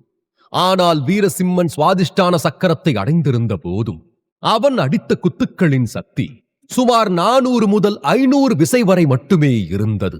இந்த சக்தி நிச்சயம் போதாது. இதில் வீரசிம்மன் ஆதிசக்தி ஆசிரமத்திற்குள் நுழைய விரும்பினார். தனது சகோதரி வேதவள்ளி கருப்பு மலை சிறையில் அடைக்கப்பட்டிருப்பதை கேள்விப்பட்டதிலிருந்து அவன் இதயத்தில் ஒரு பெரிய பாரம் சேர்ந்து கொண்டது. வேதா எப்போதும் மிகவும் கீழ்ப்படிதல் உள்ளவள். அவளாக எந்த பிரச்சனையையும் ஏற்படுத்த மாட்டாள். இதனால் யாரோ அவளை வேண்டுமென்றே சிக்க வைத்திருக்க வேண்டும் என்பதில் வீரசிம்மன் உறுதியாக இருந்தான். மேலும் வேதவள்ளியை பாதுகாக்க வீரசிம்மனுக்கு இருக்கும் ஒரே வழி அவனும் ஆதிசக்தி ஆசிரமத்திற்குள் நுழைய வேண்டும் என்பது. இதற்காக அவன் முடிந்தவரை விரைவாக தன் பலத்தை அதிகரிக்க வேண்டும். இதை எண்ணியவன் தன் குத்துக்களை அதிகரிக்க பூம் பூம், அவனுக்குள் இருந்த அழுத்தமும் அவனது குத்துக்களின் சக்தியை மேலும் அதிகரித்தது. ஆதிசக்தி ஆசிரமம் இது யவன சாம்ராஜ்யத்தில் உள்ள மிகப்பெரிய குருகுலம். ஒவ்வொரு ஆண்டும் யவன சாம்ராஜ்யம் முழுவதிலும் இருந்து பல இளைஞர்கள் அங்கு சேர்க்கைக்காக செல்கின்றனர். யவன சாம்ராஜ்யத்தின் அனைத்து இளைஞர்களுக்கும் ஆதிசக்தி ஆசிரமத்தில் சேருவது மிகப்பெரிய இலக்காக இருந்தது. ஆதிசக்தி ஆசிரமம் பயிற்சிக்கான மிக சிறந்த வசதிகள் மற்றும் வளங்களை கொண்டிருந்தது. அதேபோல் அங்குள்ள ஆசிரியர்களுக்கும் எல்லையற்ற அறிவு, அனுபவம் மற்றும் சக்தி இருந்தது. இதில் வீரசிம்மனுக்கு பிரச்சனை என்னவென்றால், ஆதிசக்தி ஆசிரமத்தில் சேர்க்கை பெறுவதற்கான விதிகள் மிகவும் கண்டிப்பானவை. ஆதிசக்தி ஆசிரமத்தில் ஒருவர் சீடராக சேர அசாதாரண திறமை இருக்க வேண்டும், அல்லது மிகவும் அரிதான அற்புதமான திறன்கள் இருக்க வேண்டும். சுவாதிஷ்டான சக்கரத்தை எழுப்பிவிட்டாலே ஆதிசக்தி ஆசிரமம் வீரர்களை சீடராக ஏற்றுக்கொள்ளும் என்று கிடையாது. வீரசிம்மன் இதை நன்றாக அறிந்திருந்தார். இதனால் தொடர்ந்து பயிற்சி செய்தவன், என்னோட உடல் தினமும் முன்னேறிட்டு தான் வருது, ஆனாலும் இது போதாது, என்னுடைய பயிற்சியை நான் இன்னும் அதிகரிக்கணும் என்று தனக்குள் சொல்லிக்கொண்டு மீண்டும் கல் தூணை கடுமையாக குத்தினார். பூம்! வீரசிம்மன் ஆரம்பத்திலிருந்தே எதையும் முழு அர்ப்பணிப்புடனும் கவனத்துடனும் கற்றுக்கொள்ள முயல்வான். படிப்படியாக பயிற்சி செய்யும் விடாமுயற்சி கொண்டவன். அவனது தந்தை கூட அவனது உறுதியை பலமுறை பாராட்டியுள்ளார். இருப்பினும் அவனது தந்தையின் மரணத்திற்கு பிறகு அத்தனையும் மாறிப்போயிருந்தது. தந்தை இறந்த அதிர்ச்சியில் அடிமையாக சிறையில் அடைக்கப்பட்டவன் அதன் பிறகு முறையாக பயிற்சி செய்யவே இல்லை. ஆனால் இப்போது வீரசிம்மன் தனது நம்பிக்கையை மீண்டும் பெற்று தனது இலக்கை அடைய முழு பலத்தையும் செலுத்தி வந்தார். இரவு தூக்கம் என்பதே அவனுக்கு மறந்து போனது. இருந்தும் தொடர் பயிற்சியால் அதிகரித்த சக்தி அவனை சோர்வடையவில்லை. படுக்கையால் சுற்றப்பட்டிருந்த தூணை கணக்கில்லாமல் குத்தி முழு படுக்கையும் கூட ஒருமுறை தூணில் சிக்கிக் கொண்டது. அதை கண்டவன், போச்சு, என்ன பண்ணிருக்க வீரா, இது கிழிஞ்சது, மொத்த திட்டமும் சொதப்பிடுமே என்று தனக்குள் நொந்து கொண்டு படுக்கையை கிழிந்து விடாமல் கவனமாக மீட்டெடுத்தார். நல்ல வேளையாக படுக்கை சேதாரம் இன்றி தப்பித்தது. இதனால் இது அவனது ரகசிய பயிற்சிக்கு எப்போதும் போல உதவி செய்யும். நாட்கள் செல்ல செல்ல வீரசிம்மன் தன்னை சீக்கிரம் பலப்படுத்திக் கொள்ள முயன்றான். இதற்காக அதிகமாக அடி வாங்குவதில் அவனுக்கு எந்த பிரச்சனையும் இல்லை.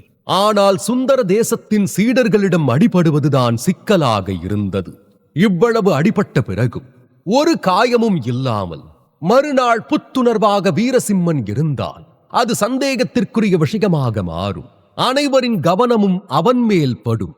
ஆனால் வீரசிம்மன் இதை பற்றி அதிகம் கவலைப்பட விரும்பவில்லை.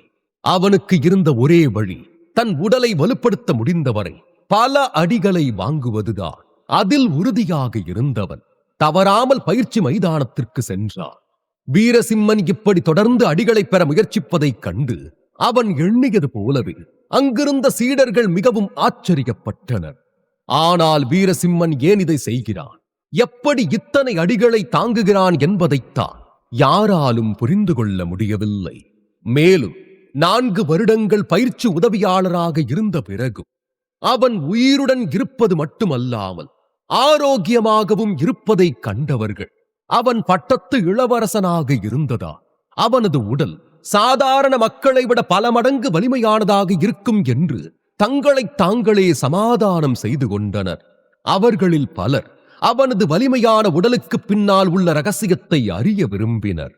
ஆனால் எதுவும் தெரியாததால் வீரசிம்மனுக்கு ஏதேனும் தனித்துவமான நுட்பம் இருக்கும் என்று அவர்களாகவே யூகித்துக் கொண்டனர். ஆனால் வீரசிம்மன் இதையெல்லாம் கண்டுகொள்ளாமல் தனது எலும்புகளிலிருந்த அசுத்தங்களை சுத்தம் செய்து வலிமையாவதில் மட்டுமே கவனம் செலுத்தினார்.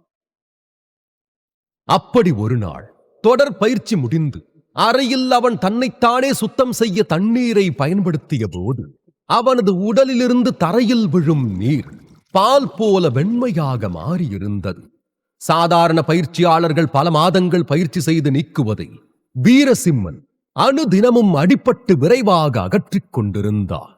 இதனால் அவனது பயிற்சி வேகம் அற்புதமாக இருந்தது. பகலில் அடி வாங்குவது, இரவில் தனது தற்காப்பு கலை நுட்பங்களை பயிற்சி செய்வது என அவனது நாட்கள் ஓடியது. தூங்காமல் இருந்தாலும் அவனிடம் சோர்வின் அறிகுறிகளே இல்லை. அவனது கண்கள் எப்போதும் போல் பிரகாசமாகவும் தெளிவாகவும் இருந்தன. இதை பற்றி யோசித்தவர் இதற்கு காரணம் தனது மனதில் உள்ள நவநாக சக்தி பீடம்தான் என்று உணர்ந்து கொண்டார். அதை எண்ணியவன் முதல்ல அந்த நவநாக சக்தி பீடம் என்னோட ஆன்மாவை ஒரு முறை சுத்திகரிச்சது. ஆனா அப்ப நான் அனுபவிச்ச வலி மரணத்தை விட மோசமா இருந்துச்சு. அந்த வலியை தாங்கிட்டு அந்த செயல்முறையை முடிச்ச பிறகு என்னோட ஆன்மா பல மடங்கு வலிமையா மாறுச்சு. புத்துணர்வா இருந்துச்சு. அதாவது வலிதான் வலிமையை கொடுக்குங்கிறது எவ்வளோ பெரிய உண்மை என்று தனக்குள் வியப்புடன் சொல்லிக் கொண்டார். உண்மையில் மனித உடலின் மிகவும் கடினமான பகுதியே ஆன்மாவை வலுப்படுத்துவதுதான். யார் வேண்டுமானாலும் முறையான பயிற்சி மூலம் தங்கள் உடலை வலுப்படுத்தலாம். மேலும் அவர்களின் மனதையும் சரியான எண்ணங்களால் வலுப்படுத்த முடியும். ஆனால் பார்க்கவோ தொடவோ முடியாத ஒருவரின் ஆன்மாவை வலுப்படுத்துவது உண்மையில் மிகவும் கடினமான பணியாகும். இருப்பினும் ஆதிசக்தி ஆசிரமத்தில் இதற்காக சில மேம்பட்ட ரகசிய நுட்பங்கள் இருப்பதாக கூறப்படுகிறது. அதை பயன்படுத்தி ஒரு வீரர் தனது ஆன்மாவை வலுப்படுத்த முடியும். அத்தகைய புத்தகங்களைத்தான் ஆன்மா சுத்திகரிப்பு நுட்பங்கள் என்று அழைப்பர். இது மிகவும் பிரபலமான புத்தகம். ஆனால் இதை தேடி அலைய வீரசிம்மனுக்கு நேரமில்லை. எனவே அவன் தன்னால் முடிந்த மட்டும் தூக்கத்தை நிறுத்தி பயிற்சியில் மட்டும் கவனம் செலுத்தினான். இப்படியே 20 நாட்கள் கடந்தன. பூம்! அன்றிரவு வீரசிம்மனின் சக்தி வாய்ந்த குத்து அவனது சிறையில் இருந்த தடிமனான கல் தூணில் ஒரு விரிசலை உருவாக்கிவிட்டது. எல்லாவற்றிற்கும் மேலாக இந்த தாக்குதலில் அவன் தனது பலத்தில் 70% மட்டுமே பயன்படுத்தி இருந்தான். ஆனால் இதையும் மீறி தாக்குதல் பயங்கர சக்தி வாய்ந்ததாக இருந்தது. அவன் விரைவாக தாக்குதலை கட்டுப்படுத்தவில்லை என்றால் அவனது சக்தி காரணமாக சிறைச்சாலையின் தூண் இடிந்து விழுந்திருக்கும். 1/2 மாத கடுமையான பயிற்சி வீரசிம்மனின் திறனில் மேலும் முன்னேற்றத்தை காட்டியிருந்தது. இப்போது அவன் சுவாதிஷ்டான சக்கரத்தின் உச்சத்தை அடைந்திருந்தான். அவனது ஒரு குத்தின் சக்தி 600 வீசைக்கு சமமாக மாறி இருந்தது. தன் பலத்தை எண்ணி மகிழ்ந்த வீரசிம்மன் கையை இறுக்கினான். 1/2 மாத கடுமையான பயிற்சி வீரசிம்மனின் திறனில் மேலும் முன்னேற்றத்தை காட்டியிருந்தது. இப்போது அவன் சுவாதிஷ்டான சக்கரத்தின் உச்சத்தை அடைந்திருந்தான். அவனது ஒரு குத்தின் சக்தி 600 கிலோகிராம்களுக்கு சமமாக மாறியிருந்தது. 1 மாதத்திற்கும் குறைவான நேரத்தில் வீரசிம்மன் மூலாதார சக்கரத்திலிருந்து சுவாதிஷ்டான சக்கரத்தின் உச்சத்திற்கு வந்திருந்தான். சுந்தர தேசம் மட்டுமல்ல, முழு யவன சாம்ராஜ்யத்திலும் இந்த வேகத்தில் தங்கள் சக்தி அளவை அதிகரிக்கக்கூடியவர்கள் யாரும் இல்லை. அடிபடுவதன் மூலம் ஒருவரின் உடலிலிருந்து அசுத்தங்களை அகற்றுவது வேறு எந்த முறையையும் விடவும் 1000 மடங்கு வேகமாக வேலை செய்தது. இருப்பின் இன்றைய அடிக்குப் பின் தனது உடலில் ஏதோ மாற்றம் ஏற்பட்டதை வீரசிம்மன் நன்றாகவே உணர்ந்தார். உண்மையில் வீரசிம்மன் என்று தனது உடலை ஆயுதமாக மாற்றும் நுட்பத்தை பயன்படுத்த ஆரம்பித்தானோ அன்றிலிருந்தே அவன் உடல் மாறிவிட்டது. அந்த கணத்திலிருந்தே சீடர்களின் தாக்குதல்களின் சக்தியை உணர்ந்தாலும் தாக்குதல்கள் வீரசிம்மனை ஆழமாக காயப்படுத்தாது. ஆனால் சூடான நீரோட்டம் அவன் உடலில் பாய்ந்து அவன் சக்தியை அதிகரிக்கும். ஆனால் இன்று சீடர்களின் தாக்குதல் சக்தியை வீரசிம்மன் உணரவே இல்லை. சூடான நீரோட்டமும் பாயவில்லை. சொல்லப்போனால் குத்துக்களின் சக்தி கணிசமாக குறைந்துவிட்டதாகவே அவனுக்கு தோன்றியது. இதனால் சந்தேகம் கொண்டவன் சீடர்களை கவனமாக பார்த்தார். ஒருவேளை அவர்கள் வேண்டுமென்றே குறைந்த சக்தியுடன் தன்னை தாக்குகிறார்களா என்று கவனித்தார். ஆனால் உண்மையில் சீடர்கள் தங்கள் முழு பலத்துடன் வீரசிம்மனை தாக்கிக் கொண்டிருந்தார்கள். இருந்த போதிலும் அவர்களின் குத்துக்களிலிருந்து வீரசிம்மன் பெற்ற சூடான நீரோட்டத்தின் சக்தி பெரும் அளவில் குறைந்து விட்டது. இதை உணர்ந்தவன் தான் முன்பை விட அதிக சக்தி வாய்ந்தவனாக மாறிவிட்டதை கண்டுகொண்டார். இதனாலேயே சீடர்களின் அடிகள் தன்னை பாதிக்கவில்லை என்பதையும் புரிந்து கொண்டார். இரவில் சிறைக்கு வந்தவன் குளிக்கும் போது அவனது உடலிலிருந்து வெளியேறும் அசுத்தங்களின் அளவும் கூட கிட்டத்தட்ட பாதியாக குறைந்திருப்பதை கவனித்தான். இந்த திடீர் மாற்றம் வீரசிம்மனை மிகவும் வருத்தப்படுத்தியது. என்னாச்சு? நான் தப்பு பண்றனா இல்ல என் உடல் முன்ன விட வலுவாயிடுச்சா என்று தனக்குள் கேட்டுக்கொண்டான். பின்பு சிறிது நேரம் ஆழமாக யோசித்தான். அவனுக்கு புரிந்த வரையில் அவனது உடல் இப்போது ஒரு மரண நிலை ஆயுதத்தைப் போல வலிமையானதாக இருந்தது. அதே நேரத்தில் பயிற்சி மைதானத்தில் இருந்த சீடர்கள் யாரும் தங்கள் மூலாதார சக்கரத்தை கூட எழுப்பவில்லை. அதை பற்றி இன்னும் யோசித்தவர் அப்போதுதான் ஒன்றை உணர்ந்தார். அது சரி, அப்படின்னா அந்த சீடர்களை விட நான் வலிமையாகிட்டேன்.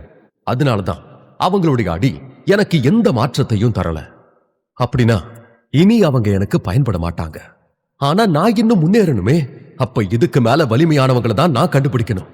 ஆனா இப்ப அவங்களை நான் எங்க இருந்து கண்டுபிடிப்பேன்? பிரதான குருவையோ இல்ல வேற யாரையோ என்ன தாக்க சொல்ல முடியாது. அப்புறம் சந்தேகம் வந்துடும். அட, இன்னும் கொஞ்ச நாள்ல சீடர்கள் மதிப்பீட்டு நாள் வருதுல. ஒருவேளை அன்னைக்கு சுந்தர தேசத்தோட மத்த சக்தி வாய்ந்த மக்கள் மரண போட்டியில கலந்துக்க வந்தாலும் வருவாங்க. அப்ப என்னோட பிரச்சனைக்கு ஏதாவது தீர்வு கிடைக்கும்னு நினைக்கிறேன். முக்கியமா அன்னைக்கான மரண போட்டியில நான் என்னுடைய எதிரிய தோற்கடிச்சா எனக்கு சுதந்திரம் கிடைக்க கூட வாய்ப்பு இருக்கு. அப்புறம் சட்டபூர்வமாவே நான் இந்த சிறை வாழ்க்கையிலிருந்து விடுபட்டு ஆதிசக்தி ஆசிரமத்துக்கு போயிடலாம் என்று தனக்குள் சொல்லிக்கொண்ட வீரசிம்மனுக்குள் புதிய நம்பிக்கை துளிர்த்தது. தற்போது அவனது உடல் இருக்கும் வலிமைக்கு சுந்தர தேசத்தை சேர்ந்த எந்த சீடராலும் அவனை தோற்கடிக்க முடியாது. இதை எண்ணியவன் தன் கையை இறுக்கி போட்டிக்கு இப்போதே தயாரானான். கடந்த 4 ஆண்டுகளில் வீரசிம்மன் தனது தந்தையை கொன்ற துரோகிகளை ஒரு கணம் கூட மறக்கவில்லை. அவன் மிகவும் பலவீனமாக இருந்ததால், வேதாவின் உயிருக்கு ஆபத்து வரக்கூடாது என்பதாலும் மட்டுமே இவ்வளவு அவமானங்களை தாங்கினான். ஆனால் இப்போது அத்தனையும் வீண் என்பது போல அவனது சகோதரி வேதவள்ளியும் சிறைக்கு சென்று விட்டாள். அந்த கோபத்தில் இருந்தவனுக்கு நாகரிஷி முனிவர் வழங்கிய புத்தகத்தால் தெய்வீக உடல் சுத்திகரிப்பு நுட்பத்தையும் பெரும் அதிர்ஷ்டம் கிடைத்துவிட்டது. வாய்ப்பை வீணாக்காமல் வீரசிம்மனும் தனது உடலை வேகமாக வலுப்படுத்திக் கொண்டார். இனி கருப்புமலை சிறையில் இருக்கும் வேதாவை காப்பாற்ற அவன் விரைவாக இங்கிருந்து வெளியேற வேண்டும். அவ்வளவுதான். தன் சகோதரி வேதவள்ளியுடன் சிறுவயதில் மகிழ்வுடன் தான் கழித்த பொழுதுகள் வீரசிம்மனின் மனதில் ஓட ஆரம்பித்தது. வீரா, என்ன பிடி. என்னையே பிடிக்க முடியல, நீ எப்படி காப்பானா இருப்ப?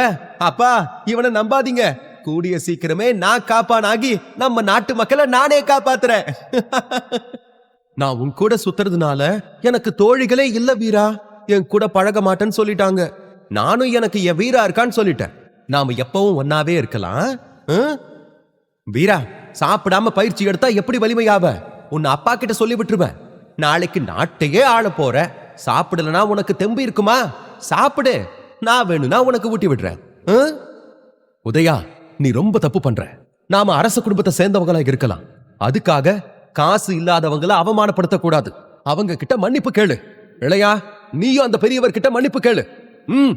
வீரா, சீக்கிரம் நீயும் மூலாதார சக்கரத்தோட உச்சத்தை அடைஞ்சிட்டு ஆசிரமத்துக்கு வந்துடு.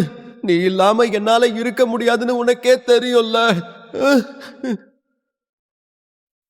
இப்படி வீரசிம்மனிடம் வேதவள்ளி பேசிய ஒவ்வொரு தருணமும் அவன் நினைவுக்கு வந்தது. இளவரசி என்ற அகந்தையும் திமிரோ வேதவள்ளிக்கு என்றும் இருந்ததில்லை. ஆசிரமத்திற்கு செல்லும் போது கூட தன்னையும் உடனே வரச் சொல்லிதான் சென்றாள். பழையதை எண்ணி பார்த்த வீரசிம்மன், கவலைப்படாத வேதா, இத்தனை வருஷம் நீ பாதுகாப்பா இருக்கணும்னு தான் நான் அமைதியா இருந்தேன். ஆனா இனி அப்படி இருக்க மாட்டேன். ஒரு அண்ணனா உன்னை காப்பாத்த சீக்கிரமே வருவேன். அப்பாவை கொன்ன துரோகிகளையும் சீக்கிரமா ஒழிப்பேன் என்று தனக்குள் சொல்லிக் கொண்டார். சீடர் மதிப்பீட்டு நாளுக்காக காத்திருந்தார்.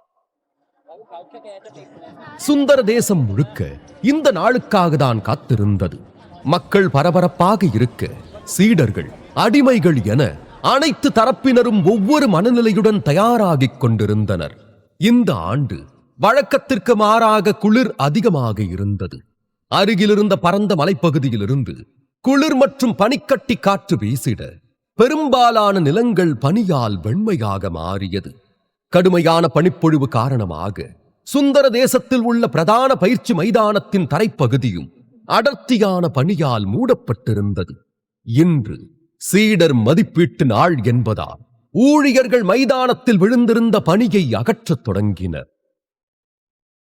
அனைத்து சீடர்களும் பல சிறிய குழுக்களாக பிரிக்கப்பட்டனர். ஒவ்வொரு சீடரும் தனது குழுவுடன் வரிசையில் நின்றனர். சீடர் மதிப்பீட்டு நாள் ஆண்டுக்கு ஒருமுறை அனைத்து சீடர்களின் திறனை மதிப்பிடுவதற்காகவும் அவர்களை ஊக்குவிப்பதற்காகவும் ஏற்பாடு செய்யப்பட்டது. சுந்தர தேசத்தின் ஒவ்வொரு சீடருக்கும் இன்றுதான் அடுத்த ஆண்டுக்கான மருந்துகள் மற்றும் வளங்கள் அவர்களின் செயல்திறனின் அடிப்படையில் வழங்கப்படும். சிறப்பாக செயல்படும் வீரருக்கு அதிக வசதிகள் செய்து தரப்பட்டு வெகுமதிகள் வழங்கப்படும். அதனால் சீடர்கள் அனைவரும் ஆரவாரத்துடன் தயாராகிட தாங்களும் குறைந்தவர்கள் இல்லை என்பது போல பயிற்சி உதவியாளர்களான அடிமைகளும் தயாராகிக் கொண்டிருந்தனர். இன்றைய நாள்தான் அவர்களின் தலையெழுத்தையே மாற்றும். ஒன்று மரணம் அல்லது சுதந்திரம். இரண்டில் எது என்று இன்று தீர்மானிக்கப்பட்டுவிடும்.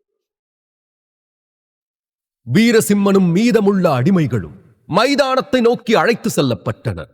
ஒவ்வொரு பயிற்சி உதவியாளரும் இன்று மிகவும் தீவிரமாக தெரிந்தனர். அவர்கள் ஒவ்வொருவருக்கும் இந்த நாளின் முக்கியத்துவம் தெரியும். ஒரு மரணப் போட்டியில் ஒரு அடிமைக்கு 2 வாய்ப்புகள் மட்டுமே இருந்தன. ஒன்று சுதந்திரம் பெற்று வெற்றி பெறுதல், அல்லது முயற்சி செய்து இறத்தல். அதே நேரம் அனைத்து சீடர்களுக்கும் மரணப் போட்டி என்பது ஒரு வகையான சோதனையே. வெற்றி என்பது அவர்களுக்கு வெகுமதிகளையும் முழு ராஜ்யத்தின் ஆதரவையும் பெற்றுத்தரும். தோல்வி அவர்களுக்கு ஏமாற்றத்தையும் சங்கடத்தையும் ஏற்படுத்தும். மிக முக்கியமாக அவர்கள் மீண்டும் ஒருபோதும் போர் வீரர்களாக மாற முடியாது. அது மட்டுமின்றி இந்த மரணப் போட்டி விதியை உருவாக்கியதின் அசல் நோக்கமே அடிமைகளையும் சீடர்களுடன் திருப்பி சண்டையிட ஊக்குவிப்பதாகும். இதனால் அவர்கள் தங்கள் முழு திறனையும் பயன்படுத்தி சுதந்திரத்திற்கான தேடலில் ஈடுபடுவர். இது சீடர்களுக்கு ஒரு உண்மையான போராட்டத்தை அனுபவிக்க ஒரு வாய்ப்பை வழங்கும். ஆனால் கொடூரத்தின் உச்சமே சக்தியின்றி காயத்துடன் பலவீனமாக இருக்கும் அடிமைகள் சகல சக்தியுடனும் பயிற்சியுடனும் இருக்கும் சீடர்களை ஜெயிக்க வேண்டும் என்பதுதான். இதனாலேயே இந்த நாளில் அடிமைகள் எவ்வளவு நம்பிக்கையுடன் இருந்தாலும் மனதின் ஓரத்தில் பயந்து கொண்டேதான் இருப்பர். பயமும் மனதின் ஓரத்தில் பயந்து கொண்டேதான் இருப்பர். பயமும் நம்பிக்கையுமாக அடிமைகள் வந்த சில நிமிடங்களுக்கு பிறகு ஒரு அழகான பெண் அங்கு வந்தார். அவளுக்கு சுமார் 16 அல்லது 17 வயது இருக்கும். காலை சூரியன் போல ஒளி வீசும் முகமும் மெல்லிய தாமரை இதழ் உதடுகளுமாக பூக்கள் உதிர்வது போல சிரித்துக் கொண்டு அன்னத்தின் நடையொத்து நடந்து வந்து கொண்டிருந்தாள். யவன சாம்ராஜ்யத்தின் இளவரசி ஆதினி. அவளது மான்விழி கண்கள் முழு பயிற்சி மைதானத்தையும் ஆர்வமாக சுற்றித் திரிய அவளுக்கு பின்னால் வெள்ளி கவசம் அணிந்த ஒரு வலிமையான மனிதன் நடந்து வந்தார். அவர்தான் இளவரசியின் மெய்க்காப்பாளர் வித்யாதரன். இளவரசி, மதிப்பீடு இன்னும் தொடங்கல. நீங்க இவ்வளவு சீக்கிரம் இங்க வந்திருக்கவே கூடாது என்று மெய்க்காப்பாளர் தன் கருத்தை கவலையுடன் கூறினார். அதே நேரம் இளவரசி வந்துட்டாங்க என்றபடி பயிற்சி மைதானத்தில் இருந்த அனைவரும் அந்த அப்பழுக்கற்ற அழகியை பார்த்துக் கொண்டிருந்தனர். யாராலும் அவளிடமிருந்து தங்கள் கண்களை எடுக்க முடியவில்லை. வீரசிம்மனின் கண்கள் அந்த பெண்ணின் மீது விழுந்ததும் அவனும் ஆச்சரியப்பட்டான். அவன் இதற்கு முன்பு இந்த பெண்ணை பார்த்ததில்லை. ஆனாலும் அவனாலும் மனதிற்குள் அவள் அழகை புகழாமல் இருக்க முடியவில்லை. வித்யாதரன் மாமா, நீங்க தேவையில்லாம கவலைப்படுறீங்க. எப்படி இருந்தாலும் மதிப்பீடு தொடங்க அதிக நேரம் எடுத்துக்காது என்று இளவரசி சிரித்தாள். இளவரசியின் இந்த பதில் வித்யாதரனை வாயடைக்க வைத்தது. அவளுடன் பிறந்தவர்களில் அவள்தான் இளையவள் என்பதால் அனைவருக்கும் செல்லம் அவள். அதனாலேயே அவளது பிடிவாதமும் அதிகரித்து விட்டது. நீங்க சொல்றது ரொம்ப சரிதான் இளவரசி ஆதினி என்றபடி பயிற்சி மைதானத்தின் நுழைவு வாயிலிருந்து ஒரு குரல் கேட்டது. ஒரு இளைஞன் மெதுவாக அவர்களை நோக்கி வந்து கொண்டிருந்தான். அவன் உதயசிம்மன். இளவரசி ஆதினி அந்த திசையில் பார்த்தாள். உதயசிம்மனை கண்டதும் அவள் முகமே சுருங்கிவிட்டது. நேற்று மாலை இளவரசி சுந்தர தேசத்திற்கு வந்ததிலிருந்தே உதயசிம்மன் ஏதோ ஒரு சாக்கில் அவளை பின்தொடர்ந்து கொண்டே இருந்தான். பெண்களை பின்தொடர்பவர்களை ஆதினிக்கு பிடிக்காது. இதில் உதயசிம்மன் அவளை பார்த்த விதம் அவளை இன்னும் சங்கடப்படுத்தியது. விருந்துக்கு வந்த இடத்தில் ஒருவரை அவமதிப்பது சரியல்ல என்பதால் அவள் அவனிடமிருந்து சிறிது தூரத்தை பராமரிக்க முயன்றாள். அதனால் தன் கண்களாலேயே வித்யாதரனுக்கு அறிவுறுத்தினாள். உடனடியாக வித்யாதரனும் இளவரசிக்கும் உதயசிம்மனுக்கும் இடையில் நின்றார். இதை பார்த்த உதயசிம்மன் கொஞ்சம் எரிச்சல் அடைந்தார். பின்னர் வித்யாதரனை புன்னகைத்து, இளவரசர் உதயசிம்மன், நீங்க சரியான நேரத்துல தான் வந்திருக்கீங்க. தயவு செஞ்சு இளவரசி உட்கார எங்க ஏற்பாடு செய்யப்பட்டிருக்குன்னு சொல்லுங்களேன் என்றார். உதயசிம்மன் தன்னைத்தானே சமாதானப்படுத்திக் கொண்டு, ஓ, ஏன் கூட வாங்க, நான் உங்களை அழைச்சிட்டு போறேன் என்று இருவரையும் மேடைக்கு அழைத்து செல்ல தொடங்கினார். அங்கு விருந்தினர்கள் மற்றும் நடுவர்களுக்கு இருக்கை ஏற்பாடுகள் செய்யப்பட்டிருந்தன. உதயா அண்ணா என்றபடி மற்றொரு நபரின் குரல் கேட்க அனைவரின் பார்வையும் அங்கு வேகமாக வந்து கொண்டிருந்தவன் மீது பதிந்தது. அது உதயசிம்மனின் சகோதரன் இளையசிம்மன். அண்ணா, உங்களுக்கு ஒரு தம்பி இருக்கிறப்ப நீங்க ஏன் கஷ்டப்படுறீங்க? நான் இளவரசிய அவங்க இடத்துக்கு அழைச்சிட்டு போறேன். எப்படியும் பட்டத்து இளவரசரா இருக்கிறதுனால சுந்தர தேசத்தோட முழு பொறுப்பையும் நீங்க தான் சுமக்குறீங்க. அதனால யவன சாம்ராஜ்யத்து இளவரசிய நான் பத்திரமா பாத்துக்கிறேன் என்று தந்திரமாக புன்னகைத்தபடி இளையசிம்மன் கூற, உதயசிம்மன் அவனை சிறிது கோபத்துடன் பார்த்தார். இளையசிம்மன் என்ன செய்ய முயற்சிக்கிறான் என்பது அவனுக்கும் புரிந்தது. உண்மையில் 4 ஆண்டுகளுக்கு முன்பு சுந்தர தேசத்திற்கும் யவன சாம்ராஜ்யத்தின் பேரரசர் நந்திவர்மருக்கும் இடையே செய்யப்பட்ட ஒப்பந்தத்தில் பேரரசர் தனது மகள்களில் ஒருவரை சுந்தர தேசத்தின் அரச குடும்பத்தை சேர்ந்த ஒருவருக்கு திருமணம் செய்து வைப்பதாக உறுதி அளித்திருந்தார். ஆனால் அவர் எந்த குறிப்பிட்ட மகளையோ அல்லது எந்த குறிப்பிட்ட நபரையோ திருமணம் செய்து கொடுப்பதாக குறிப்பிடவில்லை. அதாவது அதன் உள்ளடக்கம் நந்திவர்மர் தனது மகளை தனக்கும் தனது மகளுக்கும் பிடித்த எந்த தகுதியான மணமகனுக்கும் திருமணம் செய்து வைக்க முடியும் என்பதாகும். இதனாலேயே இரு சகோதரர்களும் இந்த வாய்ப்பை பயன்படுத்திக் கொண்டு இளவரசியின் இதயத்தில் ஒரு இடத்தை பிடிக்க விரும்பினர். ஏனெனில் இளவரசியின் ஆதரவை பெற்றால்தான் பேரரசர் நந்திவர்மனின் ஆதரவை பெற முடியும். அப்படி பேரரசரின் ஆதரவை பெறுபவரால்தான் சுந்தர தேசத்தின் ராஜாவாக நிலைத்திருக்க முடியும். அதற்காகவே இருவரும் தனித்தனியாக காய் நகர்த்தினர். தன் தம்பியின் வார்த்தைகளை கேட்டு மனதிற்குள் கடுப்பானாலும் உதயசிம்மன் தனது உணர்ச்சிகளை கட்டுப்படுத்திக் கொண்டு மெல்லிய குரலில், நிச்சயமா, எப்படி இருந்தாலும் நான் உடனடியா ஆதிசக்தி ஆசிரமத்துக்கு போகணும். அதனால நான் என் அப்பா கிட்ட போய் பேசிட்டு வரேன் என்றவன் இளவரசியிடம் விடைபெற்று பயிற்சி மைதானத்தை விட்டு வெளியேறினார். உண்மையில் உதயசிம்மன் இளவரசியின் முன் முட்டாள்தனமாக எதையும் செய்து தன் பெயரை கெடுத்துக் கொள்ள விரும்பவில்லை. உதயசிம்மனை விரட்டிய திருப்தியில் இளையசிம்மன் சிரித்துக் கொண்டே இளவரசியிடம் திரும்பினான். வாங்க இளவரசி, நான் உங்களோட இடத்துக்கு அழைச்சிட்டு போறேன் என்றான். ஆதினி இளையசிம்மனின் பணிவை பார்த்து கொஞ்சம் ஆச்சரியப்பட்டாள். ஆனாலும் அவள் தன்னை நிதானப்படுத்திக் கொண்டு இளையசிம்மனிடம் நன்றி என்று கூறி அவனைத் தொடர்ந்து மேடைக்கு சென்றாள். உதயசிம்மனின் நடத்தையை விட இளையசிம்மனின் நடத்தை அவளுக்கு சற்றே நாகரீகமாக தெரிந்தது. சிறிது நேரம் கழித்து இளவரசி மேடையில் அமைக்கப்பட்ட ஒரு நாற்காலியில் அமர்ந்தாள். வானிலை மிகவும் குளிராக இருந்ததால் இளையசிம்மன் உடனடியாக இளவரசிக்கு ஒரு நெருப்பு மூட்டத்தை ஏற்பாடு செய்தார். இது அங்குள்ள வெப்பநிலையை மிகவும் சிறப்பாக மாற்றியது. இளைய சிம்மனின் இந்த அணுகுமுறை இளவரசிக்கு கொஞ்சம் பிடித்திருந்தது. எல்லாவற்றிற்கும் மேலாக இளவரசியாக இருந்தாலுமே ஒருவன் தனக்காக பார்த்து பார்த்து செய்வதை பார்த்ததும் அவள் மனம் அவன் பக்கம் லேசாக சாய்ந்தது. விரைவில் இருவரும் பேசத் தொடங்கினர். இதில் சுந்தர தேசத்தின் வரலாறு மற்றும் எதிர்கால திட்டங்களுமே அடங்கும். இளைய சிம்மன் மிகவும் புத்திசாலித்தனமாக முன்னாள் மகாராஜாவின், அதாவது வீரசிம்மனின் தந்தை ராஜேந்திர சிம்மனின் முக்கியமான சாதனைகளை அவனது தந்தை கஜேந்திர சிம்மனின் சாதனையாக அலங்கரித்தான். ஏனெனில் அவனது தந்தை பிரதமராக பொறுப்பேற்ற பின்தான் அனைத்தும் நடந்தது என அப்படியே மாற்றிக் கூறினான். அவனது வார்த்தைகளால் ஆதினியும் ஈர்க்கப்பட்டாள்.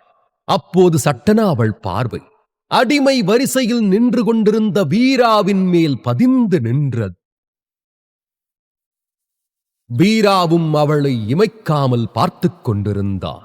ஆதினியால், இவன் பார்க்கறதுக்கு வித்தியாசமா இருக்கானே, ஒரு மாவீரனுக்கான அம்சங்களோட இருக்கிற இவன் நிச்சயமா ஒரு அடிமையா இருக்க முடியாது. இவன் கிட்ட ஏதோ ஒரு ரகசியம் இருக்கு என தீர்க்கமாக யூகித்தாள். பின் சுதாரித்து தன்னை இயல்பாக்கிக் கொண்டாள். அவர்களின் உரையாடலின் போது இளைய சிம்மன், இளவரசி, எங்க சுந்தர தேசத்துல மன்னர் எப்பவும் முதல் சந்திப்பிலேயே விருந்தினருக்கு பரிசு வழங்குறது ஒரு பாரம்பரியம்.